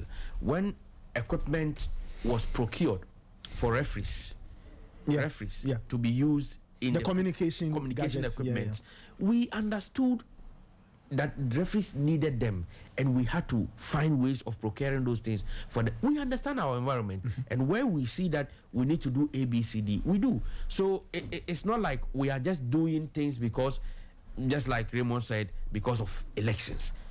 We have 2.5 years to go to elections. 2.5 years. When the president announced that there is going to be a bus acquisition strategy for Division 1 league clubs and then Women's Premier League clubs, what was the call? Oh, election is coming. That's why he made it. He made that promise. Then the buses even came way after elections. Clubs had their buses. And in fact, this season, those who also, and I think you heard him announce that for the clubs that 11 Wonders, is it the promoted clubs? they also get their buses. Ahoy and You All understand? They Blacks. also get their buses. Is it because of election? When election is 2.5 years to come? And you sow the seeds now for the tree to grow in 2 years. So what it means is that now whatever we do, it's because of elections. Anyway. But I want to ask you one question. I am from the school of thought Yeah. that feels that if and only if clubs will benefit because of elections, let them benefit. No, yes. You see, you won't understand me, but listen to me again. You are saying that everything that is being done is It's because because of there's an election on the line. And I said, even when we have 2.5 years to go, and you said we are sowing the seed today. Yeah. So I'm adding to what you are saying. That If only we will sow the seeds today for the clubs to benefit, then that's fine. let's keep doing it. So that will fall under So if I am bribery a and club- undue influence. Oh, look at that. Per the FIFA rules, that will fall under bribery and That undue I support influence. my club. Nathan, ask him. His boss, Terrible. his boss, Keto Kreku. Ask him. He built Dreams FC from ground up, okay, out of his pocket. Ask him if Ket needed any handouts to build his club. Ask him. He should answer for us today. Did Ket need handouts to build his club? Dreams FC? No. You see, and why do you think that other clubs shouldn't benefit from similar environment to build their own clubs to the level of Dreams? Let's face it. The suggestions you are giving, in all honesty, should not be an attack on the FA. It should rather be directions to the clubs. The sponsorship that Kotoko is getting, do they give the money to the GFA? No. They don't. The FA has created an environment for you, has provided you with certain conditions that will make you look good. You understand? Nothing stops you from going outside the box too. So I think that we should rather be encouraging the clubs that this time that you have A, B, C, D, you should also be able to get E, F, G in addition. But let us not make it appear that the FA's support for the clubs is wrong. No.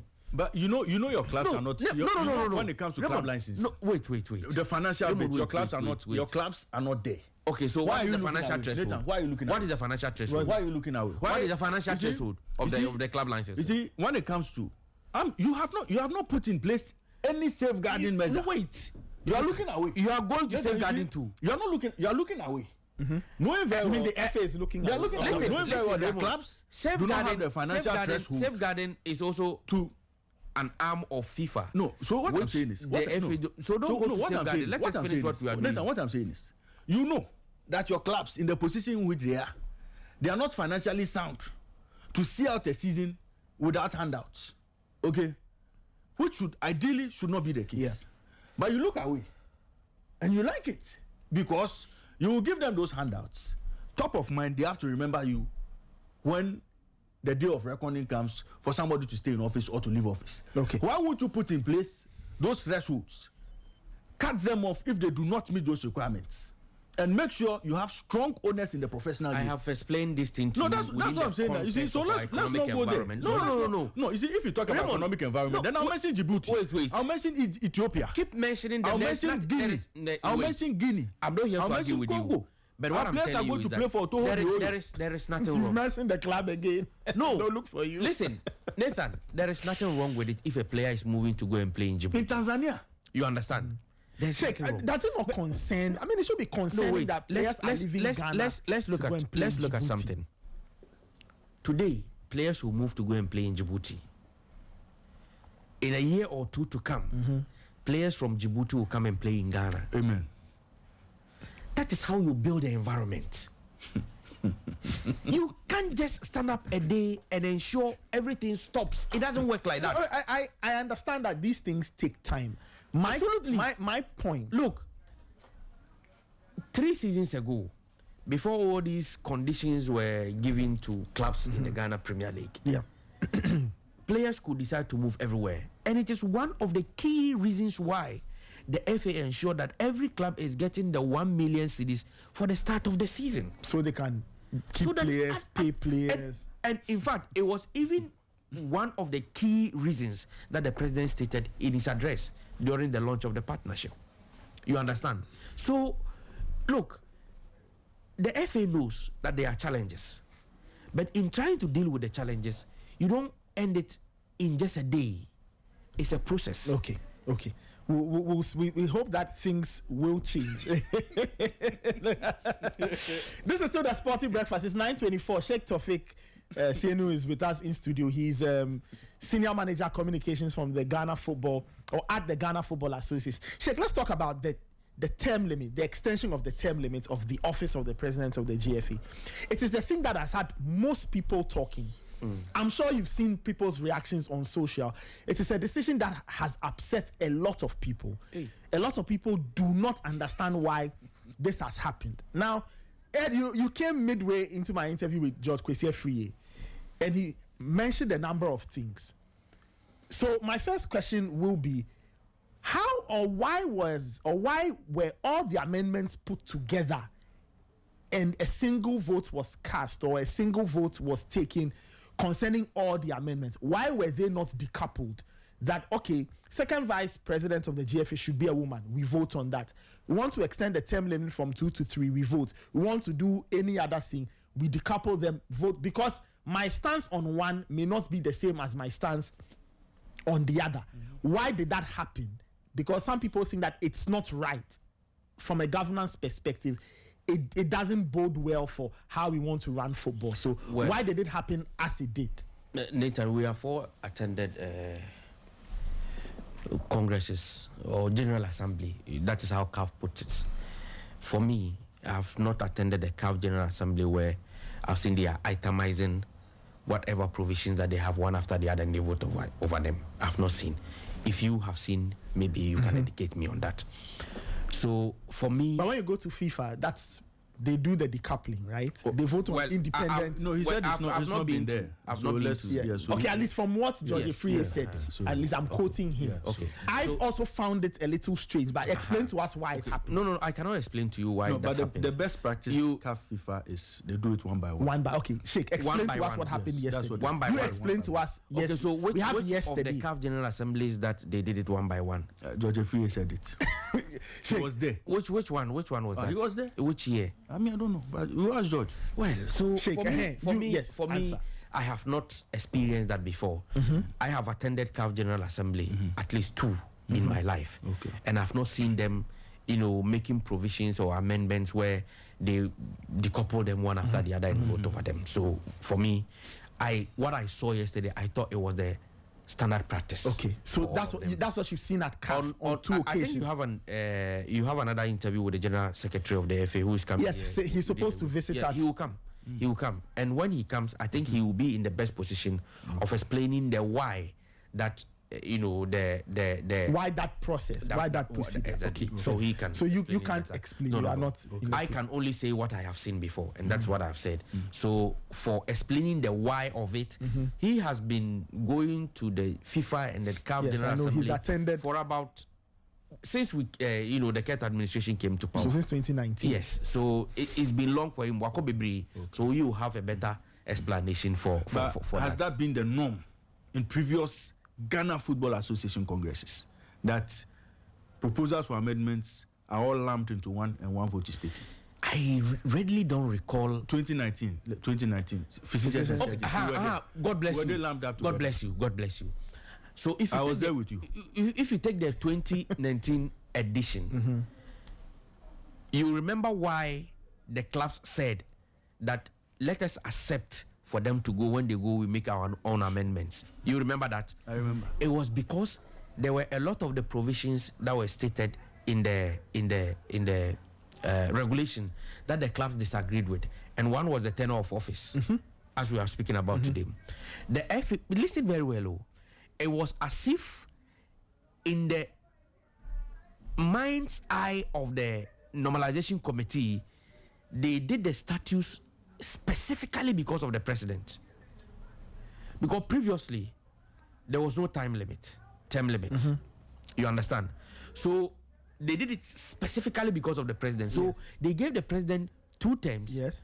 But then his vice and the other ESCO members were given 3 terms Okay. in the same administration. Were there questions there was a back then reason. as to why? Yeah, we it happened? asked. There was a reason. And what was the response? No, wait. So we drew the attention to it that the president is also an ESCO member. But you say that ESCO members can have 3 years, 3 terms, but the president can have 2 when he is also a member of the ESCO. Okay. And that was very contradictory. So it was one of the reasons that the clubs insisted that if this is the contradiction, we cannot accept the statutes. But then we eventually had to come into a consensus and accept the statutes for the normalization committee to leave, because if you remember, I've forgotten the name of the FIFA rep, not Jerome, the other white guy. Okay. Yeah. He said that what you are saying makes sense, but before we can put that into this particular statutes, it must go back to Switzerland, FIFA,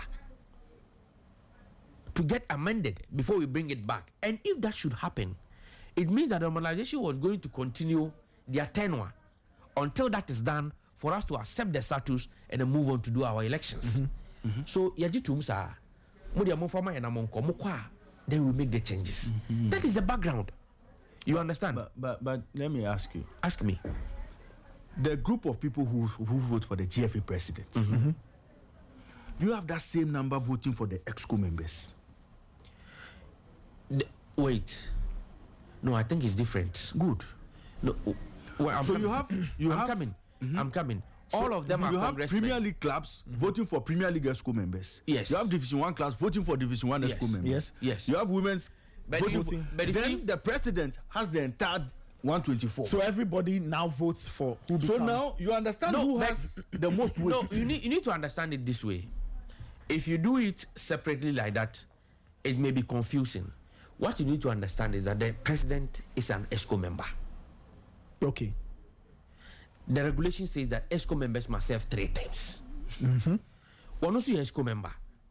Voted for in a different way. In a different way. From those other ESCO members who are voted by Premier League clubs exclusively, Division 1 exclusively, Women's Club exclusively. The vice president. When somebody becomes GFA president, automatically does he become a member of the EXCO? Yes. So by virtue of by winning the presidency, you are already on the EXCO. Yes. Okay. Now that position, for example, so that happens. Question number 2. The position of who chairs the EXCO, is that voted for separately? No. Is that also by default? Yes. So once you are GFA president, you are the chairman on the EXCO, yes. and you become you are chairman like the of board EXCO. chairman. Okay. You are the board chairman because the EXCO is a board, and you become the board chairman of the EXCO. Anonymous. You understand? So that is the background to why those things happen. And remember, Raymond, if you recall, in 2019, as you indicated earlier, in 2019, during that particular Congress, there were a whole lot of provisions that were taken out of the statutes. Yeah. When the normalization committee reviewed it, all the 10 RFA members were part of the ESCO. All the 10 RFA members. But the normalization committee said it should be 2. So now currently it is 2. You get it? Yeah. Then so automatically it means that the size of ESCO has been reduced. And so it's not even only the term limit that we are, believing on, talking about, is the only provision that was amended in the statute. But it's the biggest thing. A whole lot of things. It's the biggest thing because this concerns the office of the president of the GFA. Football is what a lot of Ghanaians, we all love football, right? And so people will be very interested in this. And people's point is that why extend from 2 to 3? If there's something you can do, you can probably do it in 8. Why do you need an extra term? Okay, so if I am permitted to quote, I'll quote former President Kufuor, who before before talk about the presidency said he would do A, B, C, D, E. When he became the president, what did he say? He admitted that, I said A, B, C, D, but when I came, I've seen things differently. We may think that the 8 years or even 4 years can be enough. But when you get there, you realize that, no, we need to do A, B, C, D. However, let's take this into context. Kurt has 2 terms as it stands now. Yes. His tenure of office comes to an end in 2017. Yes, 2027. 2027, sorry. I've just removed 10. 2027. The 2027 is not here. The regulation or the statutes have been amended. Yes. That it should be 3 terms. Yes. As to whether he will be interested to go for a 3rd term or not, you and I don't know. Okay. But is he eligible? Is he eligible? I don't know. So now we need to get into the realms of law to find out if he is eligible. But you want me to say I know when I don't know? I'm being honest with you. Don't forget, when I was starting to speak, I started with a verse from the Quran.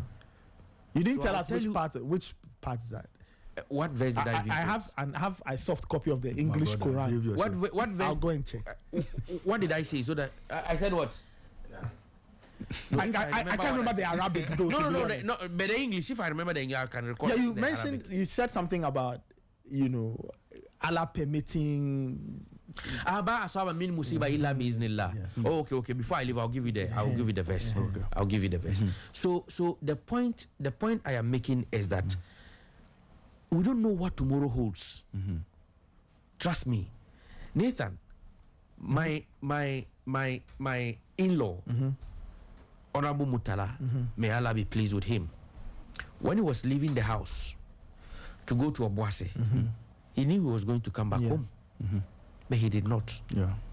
You and I don't know what is going to happen even in the next 5 minutes. Okay. And we have 2.5 years. Let's pray for life. Allow the gentleman to serve his 2.5 years and see the next action. So post the extension, will he be eligible?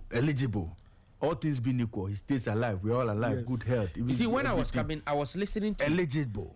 Look, I was told by Jerry Afriyie Pemuka, our own colleague, that he once watched Kurt on Metro TV in an interview with Michael Ogdro. Yes. When Michael asked him a direct question about whether he will go again, and he said he will not go. Yes. I'm yet to see that video, but that is what Jerry told me, that he himself heard him say, look, I have worked with Kurt not today. Perhaps I know him more than you. No doubt. Probably, yeah. No doubt. You no doubt about that. Raymond, you are Aminu. Yes, let 2027 come. Just allow 2027 to come. Maybe the numerous concerns of people will be that Kurt wants to go again. That is why he is not the reason why the regulation was amended. That is number one. He's not the reason why. Because in 2017... Lots of people will not believe that. But he himself says... No, I'm coming. He himself says let's try and wrap in it up. 2017, Kurt was not the GFA president then. It was normalization. We were all members of Congress. And we said that we needed to amend this. They said, okay, take it when we go. In 2020, the review committee was set. How many years now? 3 years. It's a process. That is what the regulation says we should do, and we are doing. It is not because of him. But he says he will be eligible to contest. What did he say? Nathan, play the voice for him. Let me decode it for him. Okay. I want you to listen to Kurt very well. He says he will be eligible. Before you play. Let's try and wrap it up because we have. He said he will be a big eligible to contest. He said he will be eligible. Yes. So that's why he said it himself. Okay. Let's listen to Kurt. At the minute, almost 2.5 years to serve the Ghanaian game. And when it comes to that time, I will make a decision. Just like many other people who are eligible to make a decision and to contest. Okay, so this should not be a topic for us. What should be a topic is how we handle the new wind that is blowing around our domestic game, the high level of investment that the FA has worked to bring it to a reality. All right, so those were the words. So let me point out to Sheikh. Let me point it out to you. Let me point it out to you. So content analysis. You says that. No. Before you explain. But let me. You said something. I just want you to analyze it in relation to what you said.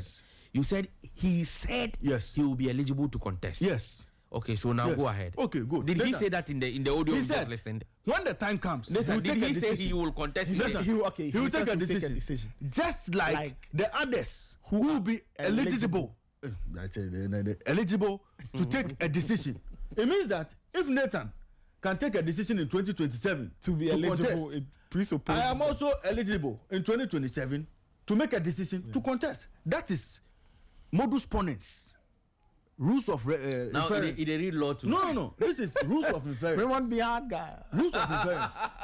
Modus ponens. If A then B therefore C. That is what Kurt has done there. Kurt, will you disagree with what the man has said? Oh, I have told you, and I repeat, the Kurt I know, you don't know him. Let 2027 come. Final question. Final question, yes, and then we wrap it up. If you are so quick to use FIFA and CAF to reference all your dealings all the time, today you are using General Assembly procedure to justify how you voted yesterday. Why is this so difficult? Why are you not adopting FIFA and CAF governance and operational framework to operate your Ghana Football Association? This is. You know the governance structure of FIFA. You know the governance structure of CAF. Raymond, are you aware? And you know the wait. Are you aware? The framework. Are you aware that every year or every season, FIFA themselves, it is not the private auditing firm that audits the FA.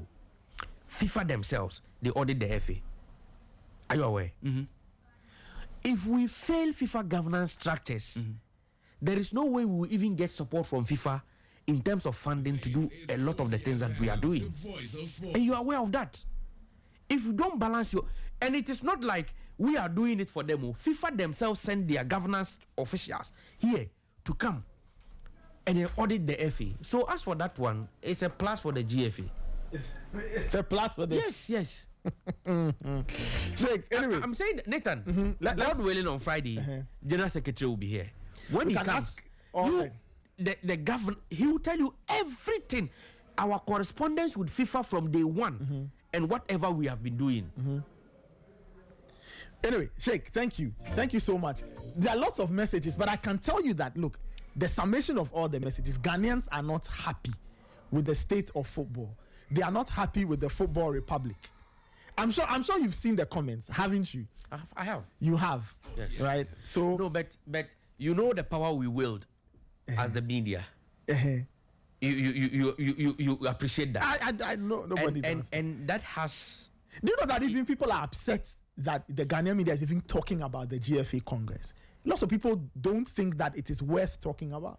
And in fact, I saw my own brother Gary, the video he did, you know, after Congress, and he's just re-echoing what people think. For us as media, that must include telling supporters not to go to the stadium. For us as media, yes. We'll do our bits. Yes. Right? But I think that the Ghanaian football populace or the Ghanaian football followership is getting to a point where some of these things upset them greatly. No, but Nathan, do you understand that? You understand? I do. You may disagree, but you do concede that the sensationalism and the emotions within which we report certain things to them that makes them behave. Are you sure? I'm telling you. For example, Nathan, this business. Or anyway, let's wrap it up. We have things to do. Who is the president of SWAG? Kwabena Yeboah. Are we members of SWAG or not? We are. Even you are my brother. But today, if you want to contest Kwabena Yeboah, I'll still vote for Kwabena Yeboah. Fair point. It's okay. Because we love what he's doing for us as SWAG members. No problem. Kwabena Yeboah was voted first in 2015, 2019, 2023. Kwabena can go for 10 times. We will vote for him. But nobody, the FA or the Ghana Athletics Federation, is not complaining that we should change Kwabena Yeboah. They're not complaining about that. You see, because football is everybody's passion. No, I so you understand that the public will be very interested. But if football. If you and I, if they don't think football is in a good place, if you and I, Nathan, honestly speaking, if you and I will let the people understand that even in the governance of football, consistency is a positive tool. Consistency. Yes. Augustin Senghor was the president of the Senegal FA president for how many years? For 14 years. Yes. He is the first president of Senegal FA to have won the African Cup of Nations for them. If it is time for everybody to go, they will go. Even if you spend 30 years there, you will go. You are playing into what Raymond is saying. Yes. You are kind of corroborating his point that can't be contested.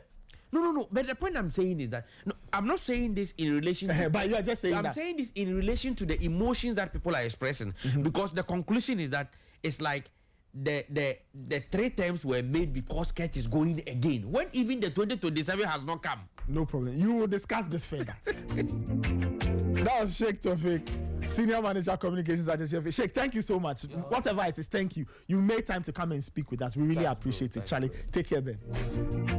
All right, 054-257-1061. 054-257-1061. Matters of Ghana football. Really interesting. All right. Now we are getting into very interesting places where we'll make our announcements. All right, so if you are ready, I'm ready. So the very first announcement we'll make concerning the Premier League is that the guys here have put together their top 6 predictions. Their top 6 predictions for the upcoming Premier League season. Top 6 predictions for the upcoming Premier League season. All right, let's start off with the very, very first prediction. The very first prediction, right? This is Gary Al Smith's prediction, right? For the top 6.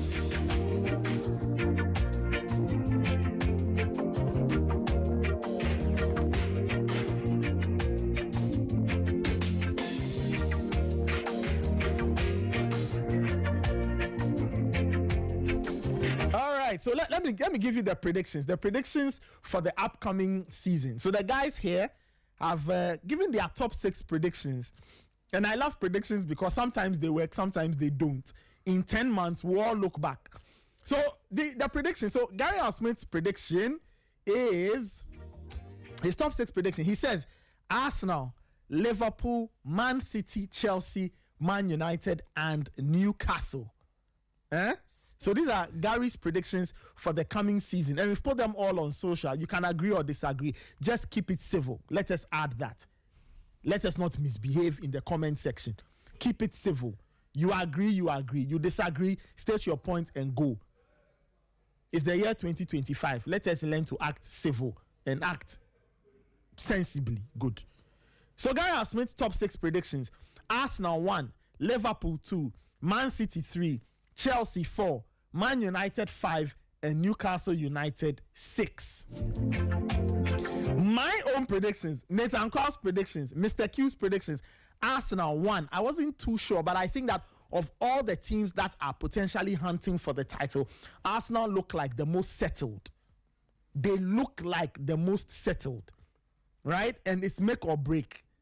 So Arsenal 1, Liverpool 2. I still think there are a few things for Slot to iron out. He could iron out and win the league, no problem. I think 2. Chelsea 3. You cannot discount Chelsea. You cannot. This Chelsea team is a strong team mentally. We've seen that. So I put them in the top 4. Man City, like it or not, I think somehow they'll find a way of making top 4. They know what to do.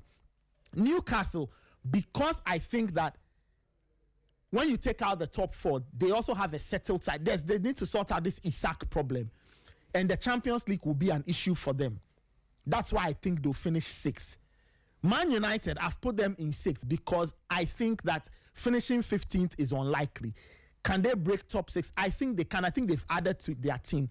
I think they've built enough muscle. They need to sort out their midfield problems. But just looking at the kind of quality they've added, the fact that they had a bad season, the fact that I don't think the players want a repeat of that bad season, I'll put them in 6th. That's reason number 1. Reason number 2, Villa may be inconsistent. We've seen them and how they struggle doing Champions League and weekend games. They are going to play the Europa League Thursday, Sunday. I think Villa will struggle.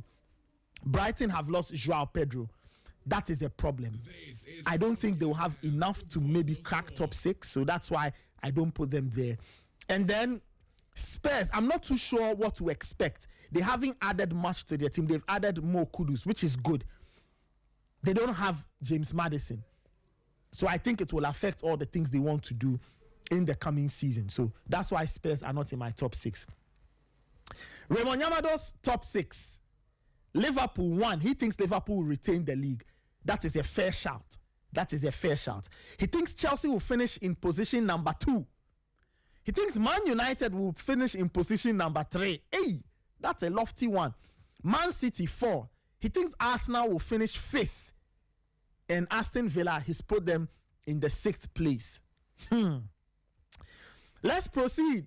Yao Fosulabi, Liverpool 1, Man City 2, Arsenal 3, Chelsea 4, Man United 5, and Tottenham Hotspur in 6th place. That's Yao Fosulabi's top 6 predictions. So yeah. So those are the predictions. The next thing I need to announce is the FPL code. Sporty FM's FPL code. Sporty FM's FPL code. For those who are asking about FPL code is here. So please write it down. So Sporty FM's FPL code.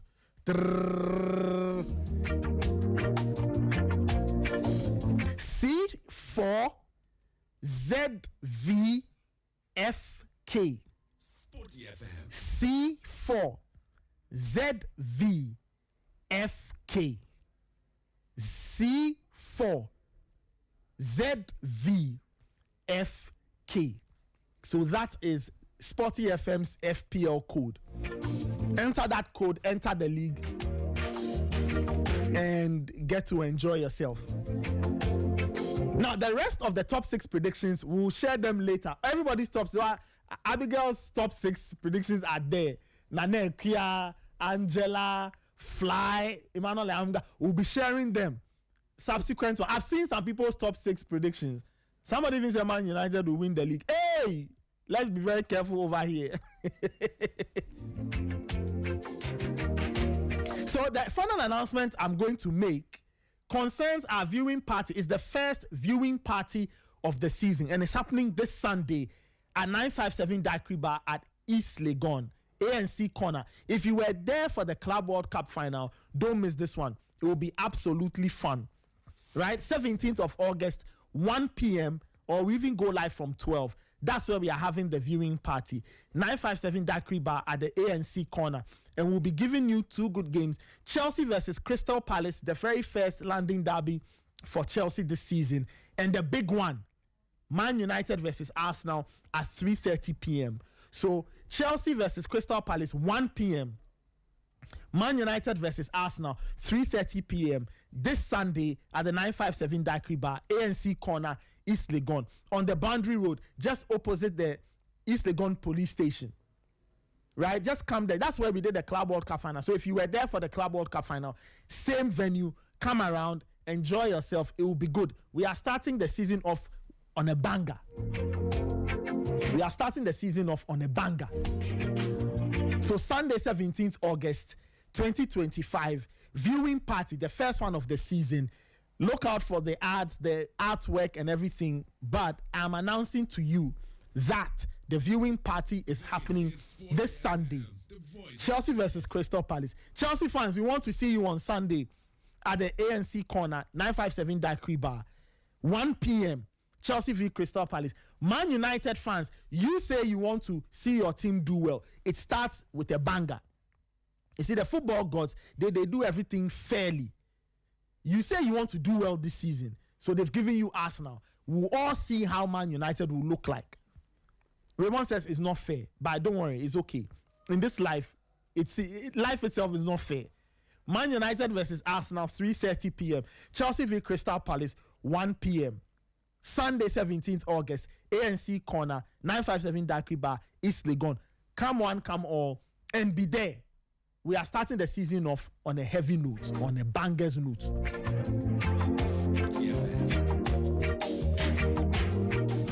We'll get to the messages, but let me run through the people's top 6 predictions again. Gary's top 6 predictions: Arsenal, Liverpool, Man City, Chelsea, Man United, and Newcastle. My top 6 predictions: Arsenal, Liverpool, Chelsea, Man City, Newcastle, and Man United, in that order. Raymond's top 6 predictions: Liverpool, Chelsea, Man United, Man City, Arsenal, and Aston Villa. The Arsenal fans will look for you. I've told you. Fosulabi's top 6 predictions: Liverpool, Man City, Arsenal, Chelsea, Man United, and Tottenham Hotspur. Fosulabi's top 6. We'll share the rest in subsequent shows. Emmanuel Ayamga's top 6 prediction. I've seen his top 6 prediction. He said Man United will win the league. I've seen Abigail Sanders' predictions too. She also said Man United will win the league. You are shaking her.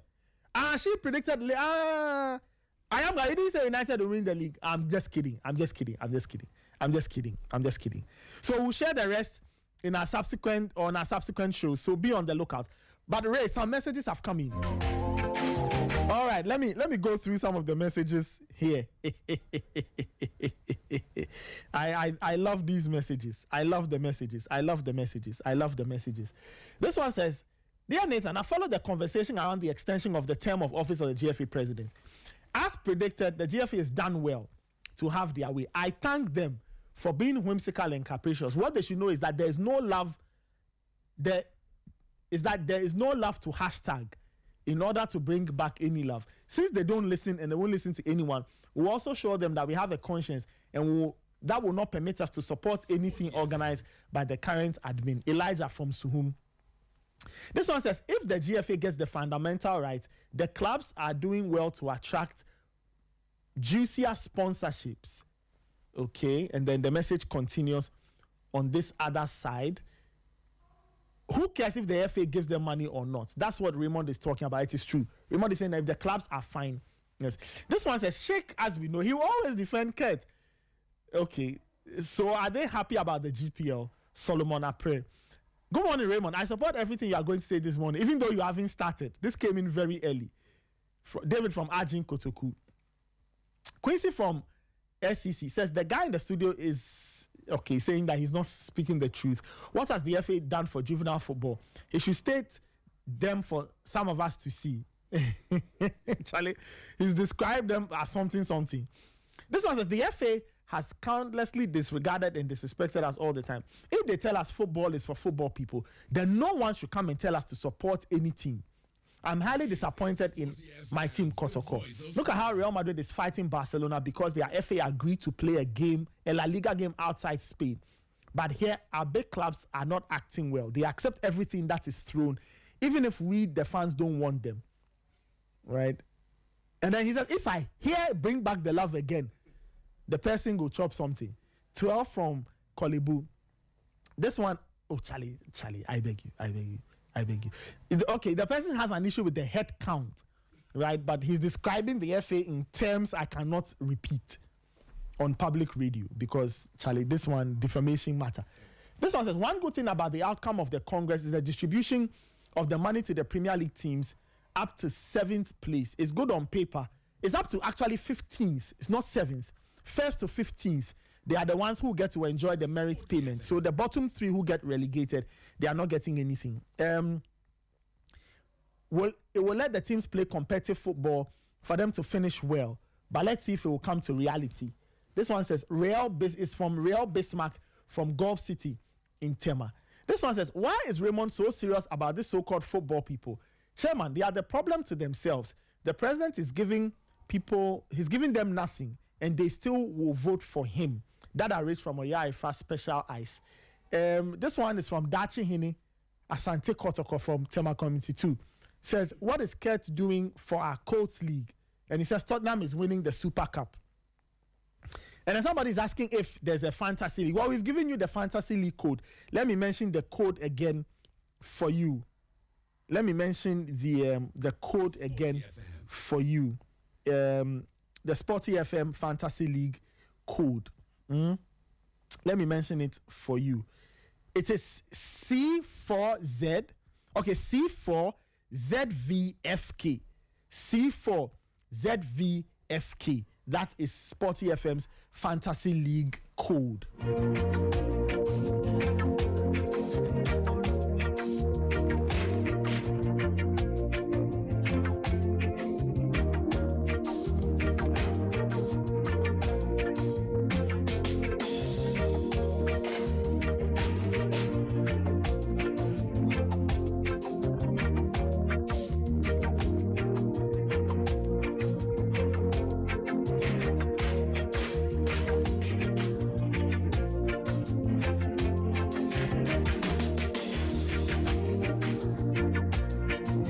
9:59. Oh man.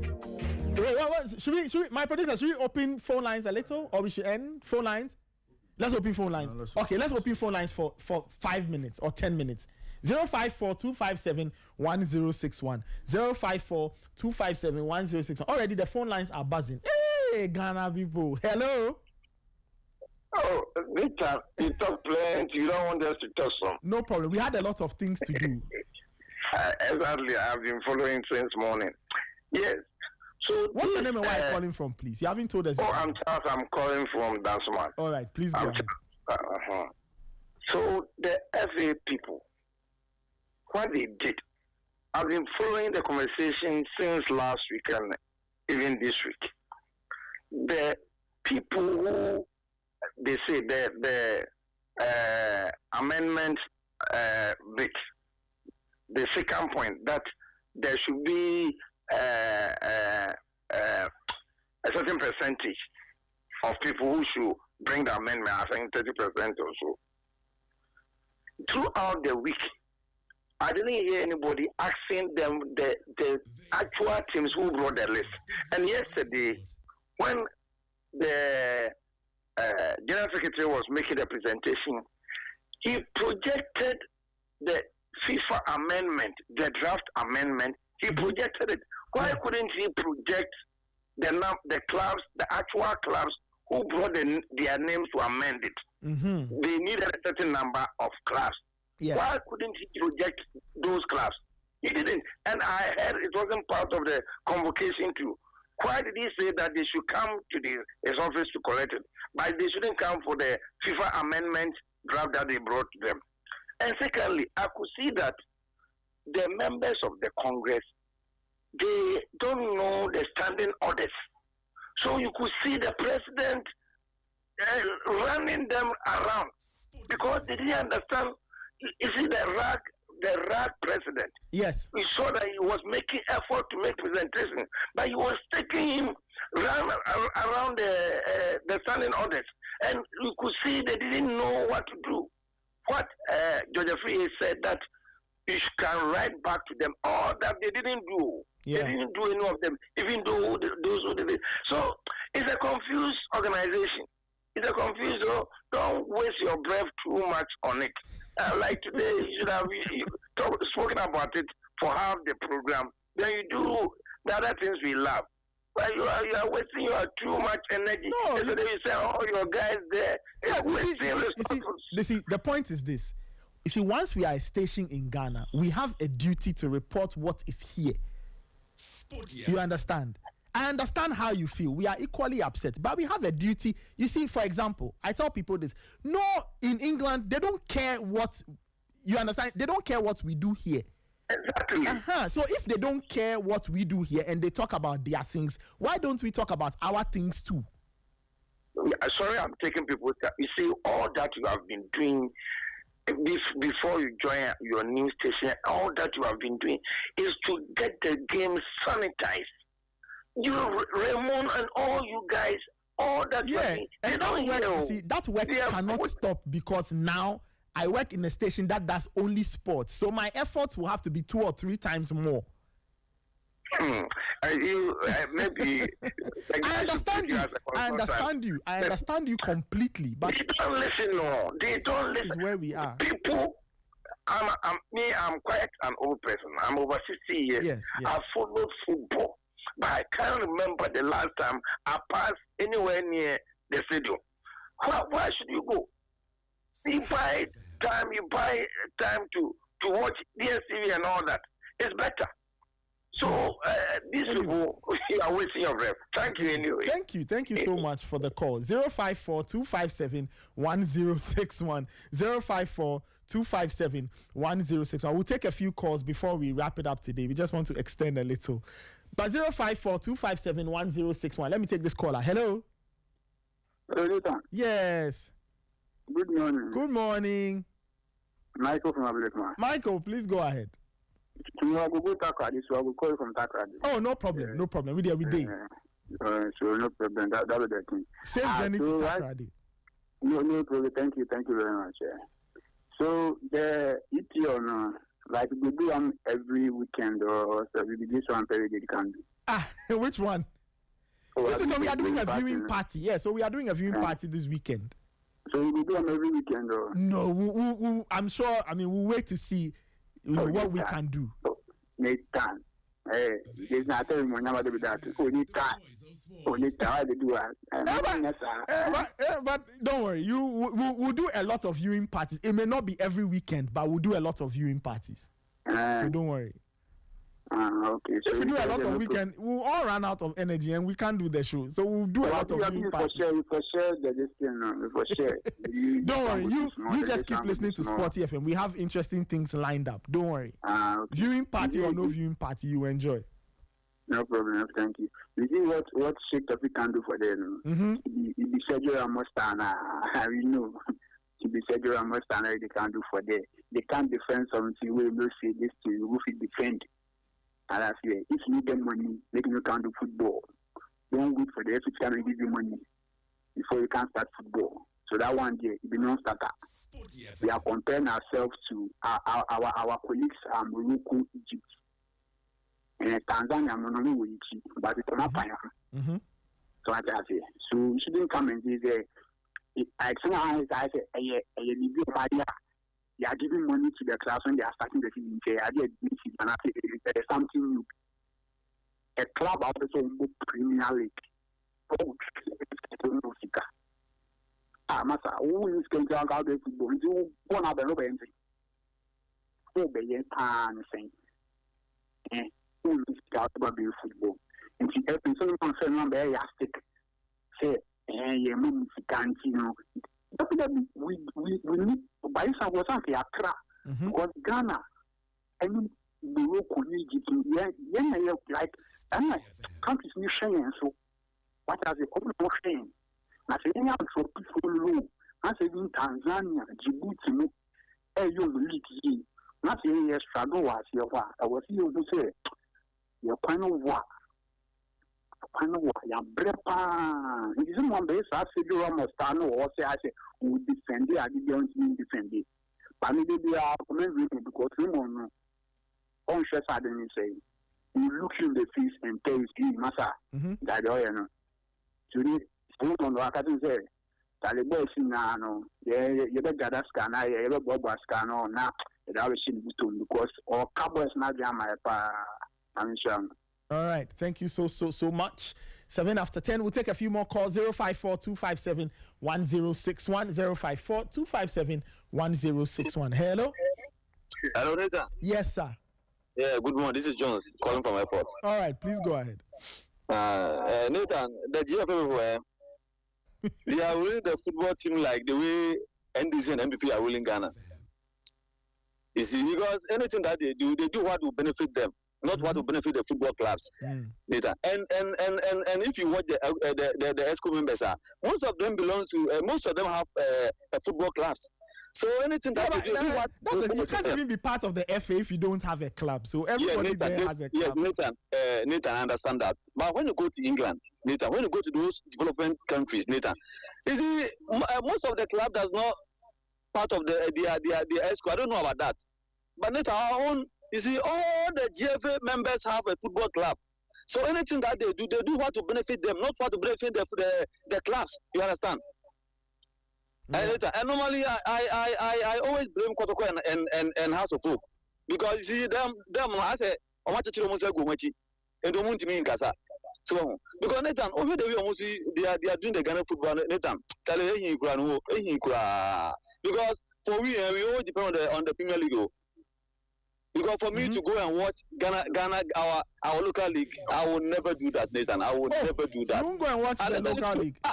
Nathan, which players am I going to watch? Because our players are going to Haiti, Mugiti, Pakistan, Indonesia. Nathan, so which player do you want me to go and watch? Which player has gone to Pakistan? Nathan. Which player has gone to Pakistan? Oh, Nathan, a lot. Nathan, I can give you names. Nathan, I can give you names. Go to Malta. Go to Djibouti. Go to Tanzania. Nathan, all our best players are going to Tanzania. Nathan, all our best players are going to Tanzania. And Tanzania football team is no better than Ghana. So why? Because we are not doing things right. Nathan, we are not doing things right. Because Nathan, they say there's a money who are and now they come to share that money. Nathan, even 10% or share, they don't say the clubs no Papuina. Hold on. Relax. You see, when we say some of these things, I always ask, I always say this, because we live in a democracy and we are ruled by law, and there's the thing of defamation. Can you prove what you are saying? Nathan. So relax. Take it easy. I'm asking, can you prove what you are saying? Anita, I can prove. You can prove. Yes, I can prove it to you, sure. Relax. Let me make a disclaimer. Listeners, the gentleman is saying this is not the position of Sporty FM. It is the Chairman, what's your name again? I'm Jones. Jones, it is Jones's position. He says he can prove that he has incontrovertible evidence that the person who brokered the deal has made more money than the clubs. So you are saying it on record. When the suit comes, I will find you. And I will bring this tape in addition. So we all go to the court. Nathan, this thing to you are aware. Because this is not the first time this thing is happening. This is not the first time. You see, I'm saying that. You see, this thing has been happening a lot of times. In other times, it has happened. And I'm asking you a very simple, straightforward question. You are making a claim. Can you back that claim? Chairman,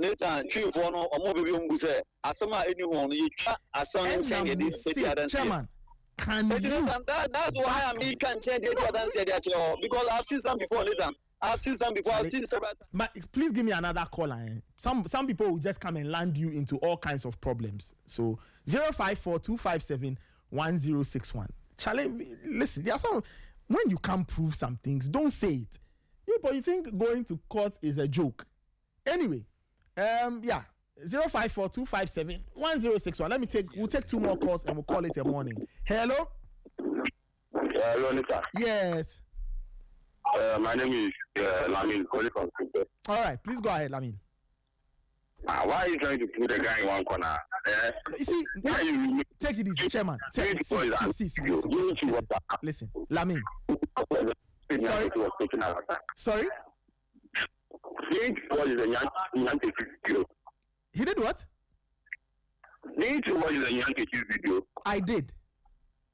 So you know what's about it. Relax. He's making a categorical claim. Listen, Lamin, he's making a categorical claim that this money that is going to the clubs, the broker has taken a share of it. I can't prove it. He can't prove it. Can you prove it? Let's forget about it. Let's go to what? Yeah, let's talk about. If you want to talk about other things, that is fine. All I'm saying, I'm just trying to protect all of us, so we don't land in trouble. That is very avoidable. I understand you.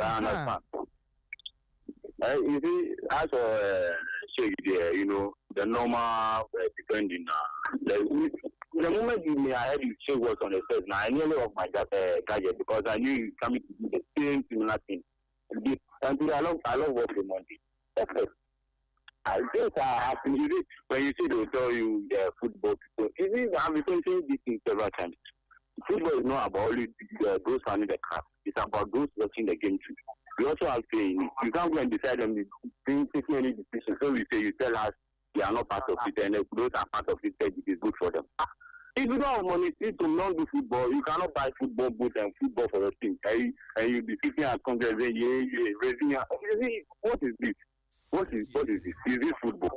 This country does this thing called football. You don't do this. You can't be going buying boots and football for class and you want us to be saving and doing something great. We have issues on ground that we need to tackle. And I just telling us that we should raise get a football boots and those things. So that we go to those people. Yeah, man, see. I'll stand there. I'm going to watch a viewing party. I'll be coming here anytime you ask me. If it is traveling to the friend and watch it, I'll do. I'm using a Sunday to and watch Premier League. All right, thank you so much. All right, let me take my final caller for the morning. 054-257-1061. 054-257-1061. Hello. Hello, good morning. Good morning. I'm Dachin. All right, Dachin, you sent us a message earlier. Please go ahead. Yes. I'm going to make a trick. No message. No message. Ghana for one chapter. No guy every day now. So Ghana, if you say you're for one type of family, or quarter finance, obeying that, can't tell if she says, and I say, Central Public Quarter Finance. What should I Ghana will wait to? What points up with the young sports and I say a leg and obey it. I can't obey the gas. All right, thank you so much, Dachi, for your call. All right, it's 10:15. It's time to wrap it up.